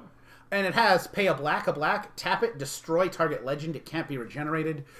This is not a card you can build around. Spencer, this literally beats every commander. It goes This here. literally kills every other commander on the list. I would argue for C, just because it kills literally every other commander on the list. Yeah, that's They all true. come out before it, but it has protection from them. They don't have protection from it. All right, Bradley, I'll compromise right here. Again, Yes. I really think it's a. Put it there, Spencer. I really think it's a C tier, because I would compare it. It's at least better than Mogus, the only commander on that list not better than that doesn't Mogus. die to it. Yeah, Mogus is base. He doesn't even die to But no other commander survives it. They all Mogus- die. Mogus Bradley, survives. I think it faces the same, like a similar problem to Kaervek, where like it's 7 mana, and then like they see it, and then like, oh, if I want to have my commander in play, I can't let you have it. But different from Kaervek is that one needs to like lose summoning sickness, whereas like Kaervek like could at least maybe get a trigger. I think it's feel better me? than you give it Credit credit for? for. I don't Because, hate it. well, because it can also kill your opponents in 3 hits. Because it has that magic 7 toughness. Josh 7 Lee power. Kwai said that we should never consider that, Bradley. He literally smacked one of his employees when he kept bringing it up. Smacked him to the ground. Well, Said, shut up, boy. I think he's wrong. And Yeah. there are many instances in which I disagree with him on. based. All right, but we can go on to the next fun commander. Yeah, this is Timurith the Murder King from my favorite set, Theros. Or I guess it's from Born of the Gods, but whatever. No, it's Theros. That is Theros. Good point. 2 mana for a 2/2 with 2 activate abilities that each cost 2 mana. 1 in a red, sacrifice another creature. It deals 2 damage to target player. 1 in a black, sacrifice a creature. Return it from your graveyard to your hand. So, the first comparison I have, Bradley, is obviously to whatever this girl's name is. Yeah, how's it stack up to Lizolda? I think it's worse. I kind of agree. Like, it has aspects that make it better, like the fact that it's only 2 mana, and it's you're never going to pay more than 2 mana for it, probably. Yeah, but Lizolda lets you draw a card. Yes, and it can target creatures with damage. What do you think, Eli? I think they're pretty similar. Like, I get they have subtle differences, but are you guys okay putting them pretty close to each other on the list? I honestly think this is top of D tier. Like, this is a commander that is almost there. If it were just a little different, I think it would be solid C, but I think it's the best of D tier. Personally. I don't hate it. What do you think, Eli? I can see that. I just don't think it's very good. I've tried playing it before, and it's kind of gross. Kind of icky you. I guess it is nice because it doesn't do anything, really. It doesn't do anything. It's a sacrifice outlet. That's about it. Like, it can hurt your opponents. Yeah. I've built a deck around it. It wasn't good. Oh, I didn't even realize for a second that it's just target player. Yeah. That's terrible. Yeah. That's so bad. Oh my god. It's better than Malfagor, though. Oh my god. Let's talk about a really good card. Yeah, this is awesome. Valki, God of Lies. It is a 1 and a black for a 2/1 god. When it enters the battlefield, each opponent reveals their hand. For each opponent, exile a creature card they revealed this way until Valki leaves the battlefield. And you can pay X. Choose a creature card exiled with Valki with converted mana cost X. Valki becomes a copy of that card. So you can play it for this side, or for 7 mana, you can flip it over and cast it as Tybalt, Cosmic Imposter, which is a 5 loyalty planeswalker and has a static ability. As it enters the battlefield, you get an emblem with, you may play cards exiled with Tybalt, Cosmic Imposter, and you may spend mana as though it were mana of any color to cast those spells. And has a +2, exile the top card of each player's library, -3, exile target artifact or creature, or -8, exile all cards from all graveyards, add 3 red. All right, There's a lot going on there, right? I will fight anyone to the death. This is A tier. This is solid A tier. I would argue this is the top of A tier. At least. I'm with you. This card is amazing.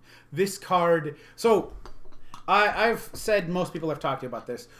Wizards broke into my skull and was like, what is the literal best commander we could possibly make for this man? I love gods. Religion has been a huge passion of mine for my entire life. Tybalt was the first planeswalker set I played Magic for. He is one of my favorite planeswalkers as a character. And playing with my opponent's stuff is one of my single favorite mechanics in the game. Plus, I love removal. I want my opponent's things to go away.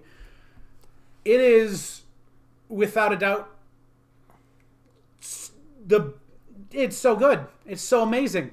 The only reason I wouldn't say it's S tier is it's 7 mana. That's true. And if you play the front half, it'll be 9 mana, later. Yeah. So, go ahead.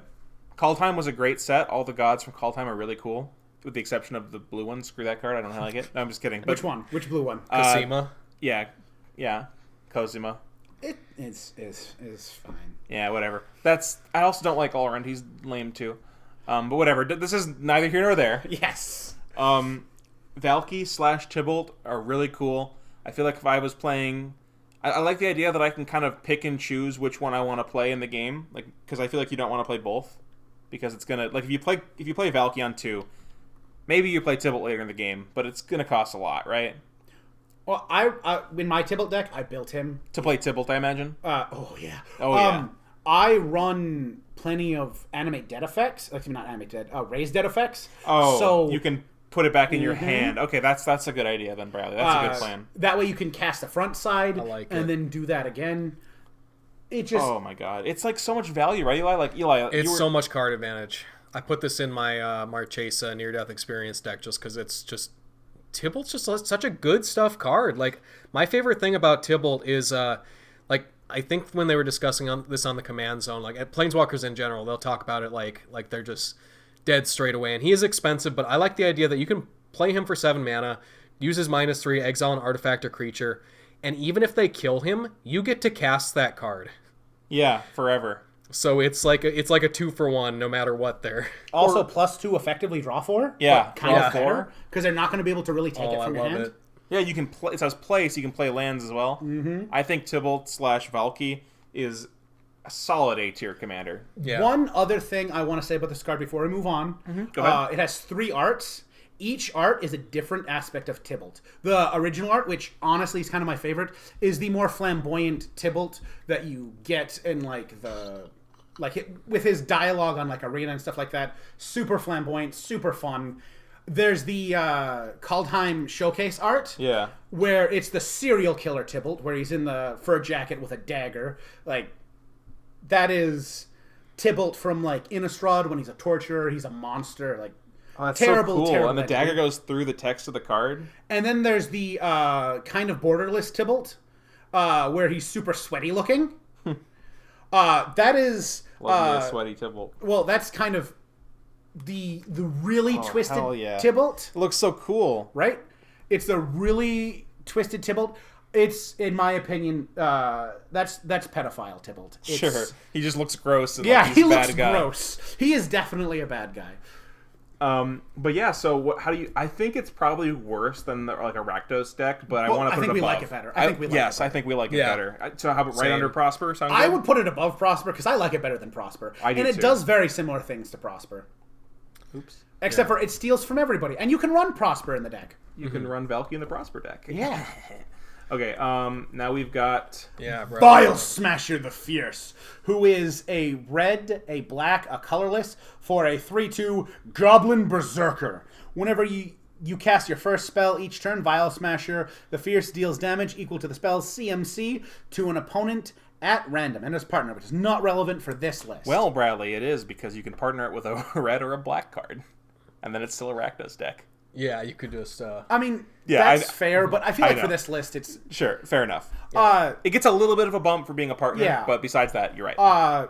Also, I read literally every scrap of lore I could get for the cons block. Yeah.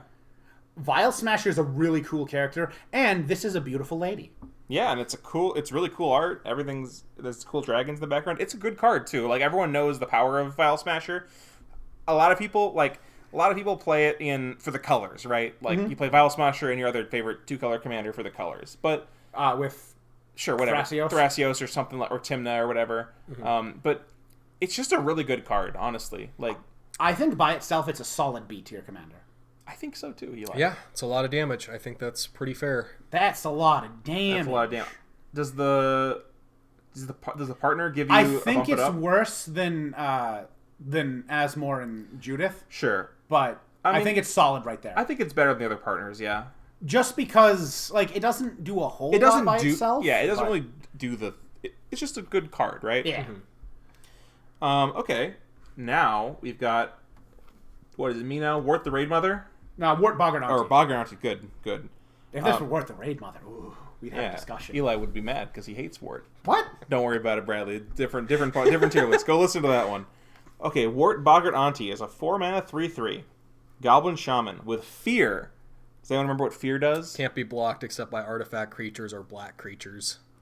Based. At the beginning of your upkeep, you may return target goblin card from your graveyard to your hand. So I think...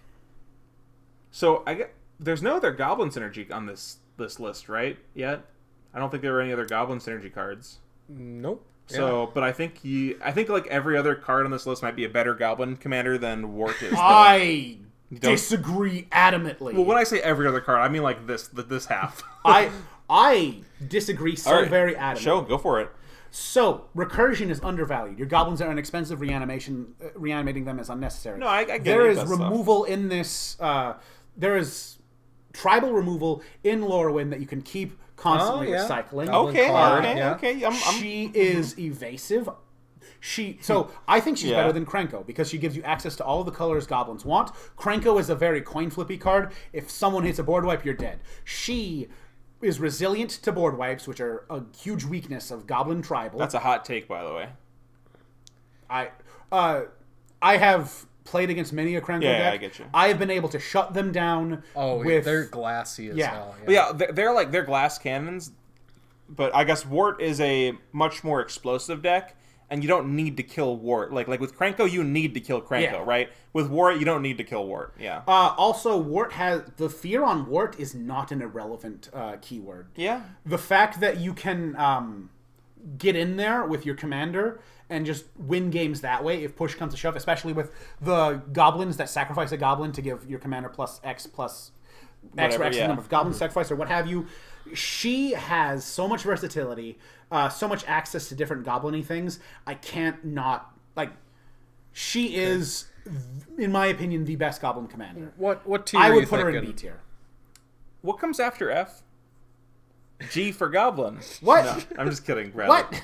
I think she's like a C tier I would commander. not put her in C personally, just because she is. Well, a Goblin Tribal is it's pretty specific, right?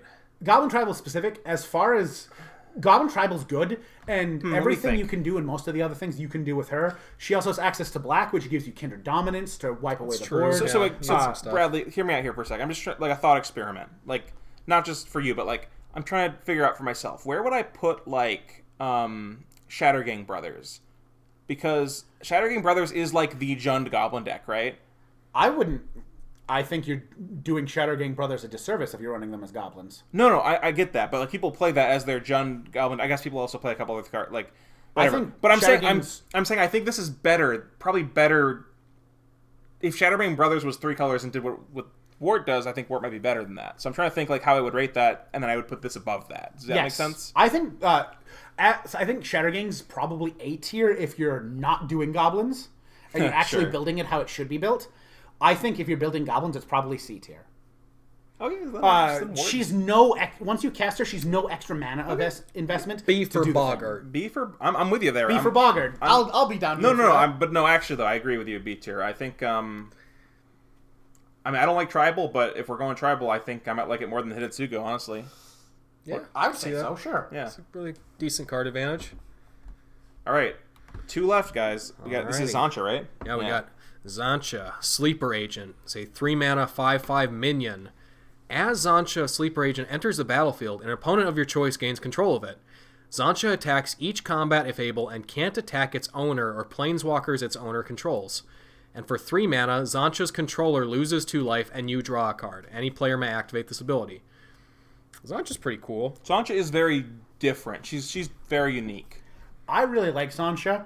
I think she's a solid C tier because I am activating. If you give me her, I am activating her ability. And drawing a card, and then I'm sacrificing her. Yeah. So I don't think Zancha's very strong, but she is definitely. There's some interesting things you can do with her, right? I mean, she has combo potential, but there is an interesting mode of Zancha where. Let's say, you have one player at the table who's, getting out of control and is, needs to be stopped. So you give them Zancha, then you just drain them for all their life. Everyone else just pays all their mana and they lose a bunch of life. And then they get hit by 5/5s. She's not bad, but if everyone's got 10 mana, that's 30 damage. I think it just sucks that somebody can just sacrifice her. 20, yeah. That's unfortunate. I've played against Jesse's Zancha deck. Yeah, he plays it. Mm-hmm. And you put, he did not want to give it to me ever because... You would sack it? Yep, I would be like, okay, thank you for the free sacrifice. And, you put, the goad enchantments on it or something so they have to hit somebody or whatever. All that being said, I think she's really cool, really unique. I think this was an example of they designed a card for Commander. Yeah, and they did a and good job. actually made a fun card. Yeah, this is an amazing Commander. Do you guys feel I feel like maybe top of C tier? Yeah, definitely. I think she's better than Florian. It's really cool. Very top or just I think maybe very top. I think she's better than Florian because she does what Florian does, but you can build around her. Yeah, fair enough. It's interesting. And I guess you can play ways to get her back to your own side of the field, right? Yeah. So and that's cool, and that's a 5/5. So. All right. You want to bring us home, Bradley? All right. I am kind of happy I got him because I have built this guy, Zagras, Thief of Heartbeats. He is a 4/4/4 red, black, 4 colorless. He is a legendary vampire rogue, and this spell costs 1 generic less to cast for each creature in your party. He has flying, death touch, haste. Other creatures you control have death touch. And whenever a creature you control deals combat damage to a planeswalker, destroy that planeswalker. As the command zone would say, they've been really pushing Death Touch Tribal recently. Oh yeah, Death Touch Tribal. I think this is the last death touch tribal thing they really pushed. I think it is too. I'm kind of making fun of them because I don't think Death Touch Tribal is really a deck. I really enjoy this deck. Yeah. So I would put this deck in the same boat as Kazarov in what you're doing, but with different outcomes. Sure.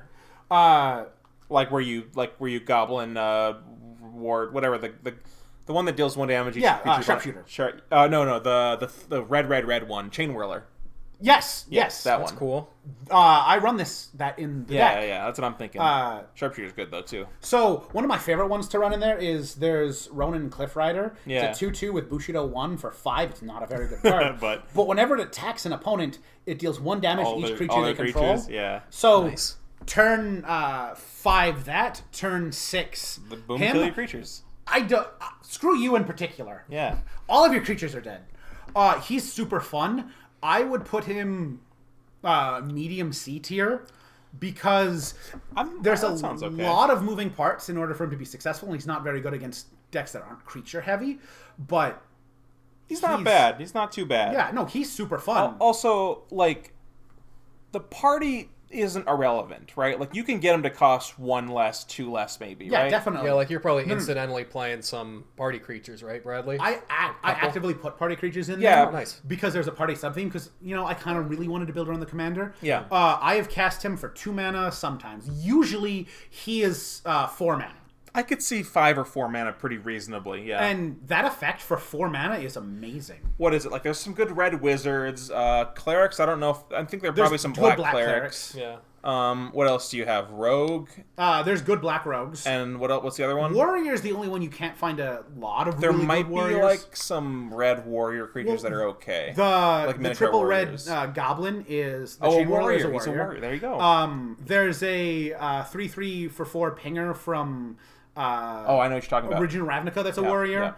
Jessica's a warrior, barbarian. Oh, nice. Nice.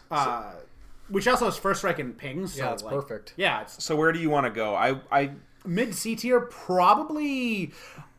I think it's better than the Heb, probably worse than Isolda. okay. I'm down. Oh, I'm down for right here. Yeah, I'd say that's perfect spot for him. It's part of my build's problem, which is inherent to the commander. He's very, I'm a dominate this game, or I'm a sputter and die. It's cool though. I like it. Yeah, definitely. Well, that's all 54. Yeah, so now what we like to do is look at the list as a whole and see if there's anything that anyone wants to change. I feel pretty happy with it. Especially because we can go on for a while. I feel like we had good discussions about most of these cards. There's only one thing I can see at a glance that I'd change. And what is that, Bradley? Tybalt's better than Prosper. I will. No, yeah, I feel you, Bradley. We should probably move down Kazarov. Yeah, you're right. What? Probably What? down to here. Yeah. Oh, it's okay. No, I'm gonna. Now you just cost me like $40. I'm gonna build a budget Kazarov and kill you. I'm not going to let it happen, Bradley. I'll be entertained if it does happen, but I'm gonna fight it tooth and nail. So, Bradley, Eli, do you guys have any overall thoughts about Rakdos? Now that we've done all these, do you have any, is there any overall things at Rakdos that you really appreciate, or you think that you have new insight that you have gained from doing this? I love Rakdos. Rakdos is really cool. I haven't personally played a lot of Rakdos in my time. I have, but not a lot of different decks. I think looking at this list, I've played probably 3 or 4 of these commanders before, which is less than I'd like to say, right? 4 or 5 maybe. Looking at this list, the number of commanders I've built from it that I realize after this is ridiculous. Like, in B tier, I built all 3 of the highest B tier commanders. Yep. And then you probably built over like 10 to 15 to 20 of these commanders before. In one way, shape, or form, I built a Florian and then gave it away as a gift. Yeah. I've thought about building Obosh. I gave someone a Kazarov to build around. Like, Rakdos is one of the colors. It's one of the colors. It's one of the color combinations that I've probably built the most of. Yeah, it's really cool. This last year, Boros probably took the crown for the year, just because this was kind of the year for Boros. A lot of good stuff, yeah. But yeah, so I mean, that was a lot of fun, guys. I wanna. What do you have to say? Cap it off. Is there anything you want to plug, Bradley? No, I'm not doing anything. But I do want to say thank you for having me. This was Thank you for coming. Yeah, this was real fun. I'm always down to debate me some Rakdos. Hell yeah. Bradley will maybe yell at you in the comments if you have disagreements. If he wants we're gonna to. sick him on you. Yeah. I feel like debating is more my shtick. As opposed to text-based stuff or whatever and yelling at people. Yeah, I mean, I don't feel like there was any no hostility emotions here. No, yeah. we're good. Oh yeah. But that was fun. I guess we'll see you guys next time. I think is this the 9th one or the 8th one we've done? We've got Golgari. Golgari's will be the next Simic. one, and then Simic will be the last of the 10. Just so you guys know. Yeah. Because we got to save our nemesis for last. The Simic nemesis. Lannis, best Simic commander. I don't even know what that is. It's the elf scout snake that whenever a non-token creature enters the battlefield, make a clue. The clue one. Yeah. Okay. Yeah. Okay. I'll give you that, Bradley. That's a cool Simic card. Like, just the creature types alone. But regardless, Bradley. this is Rakdos. Spoilers, Bradley. All right. Well, we'll see you guys later. Thanks for watching. Bye. Subscribe and go to the Twitter and stuff.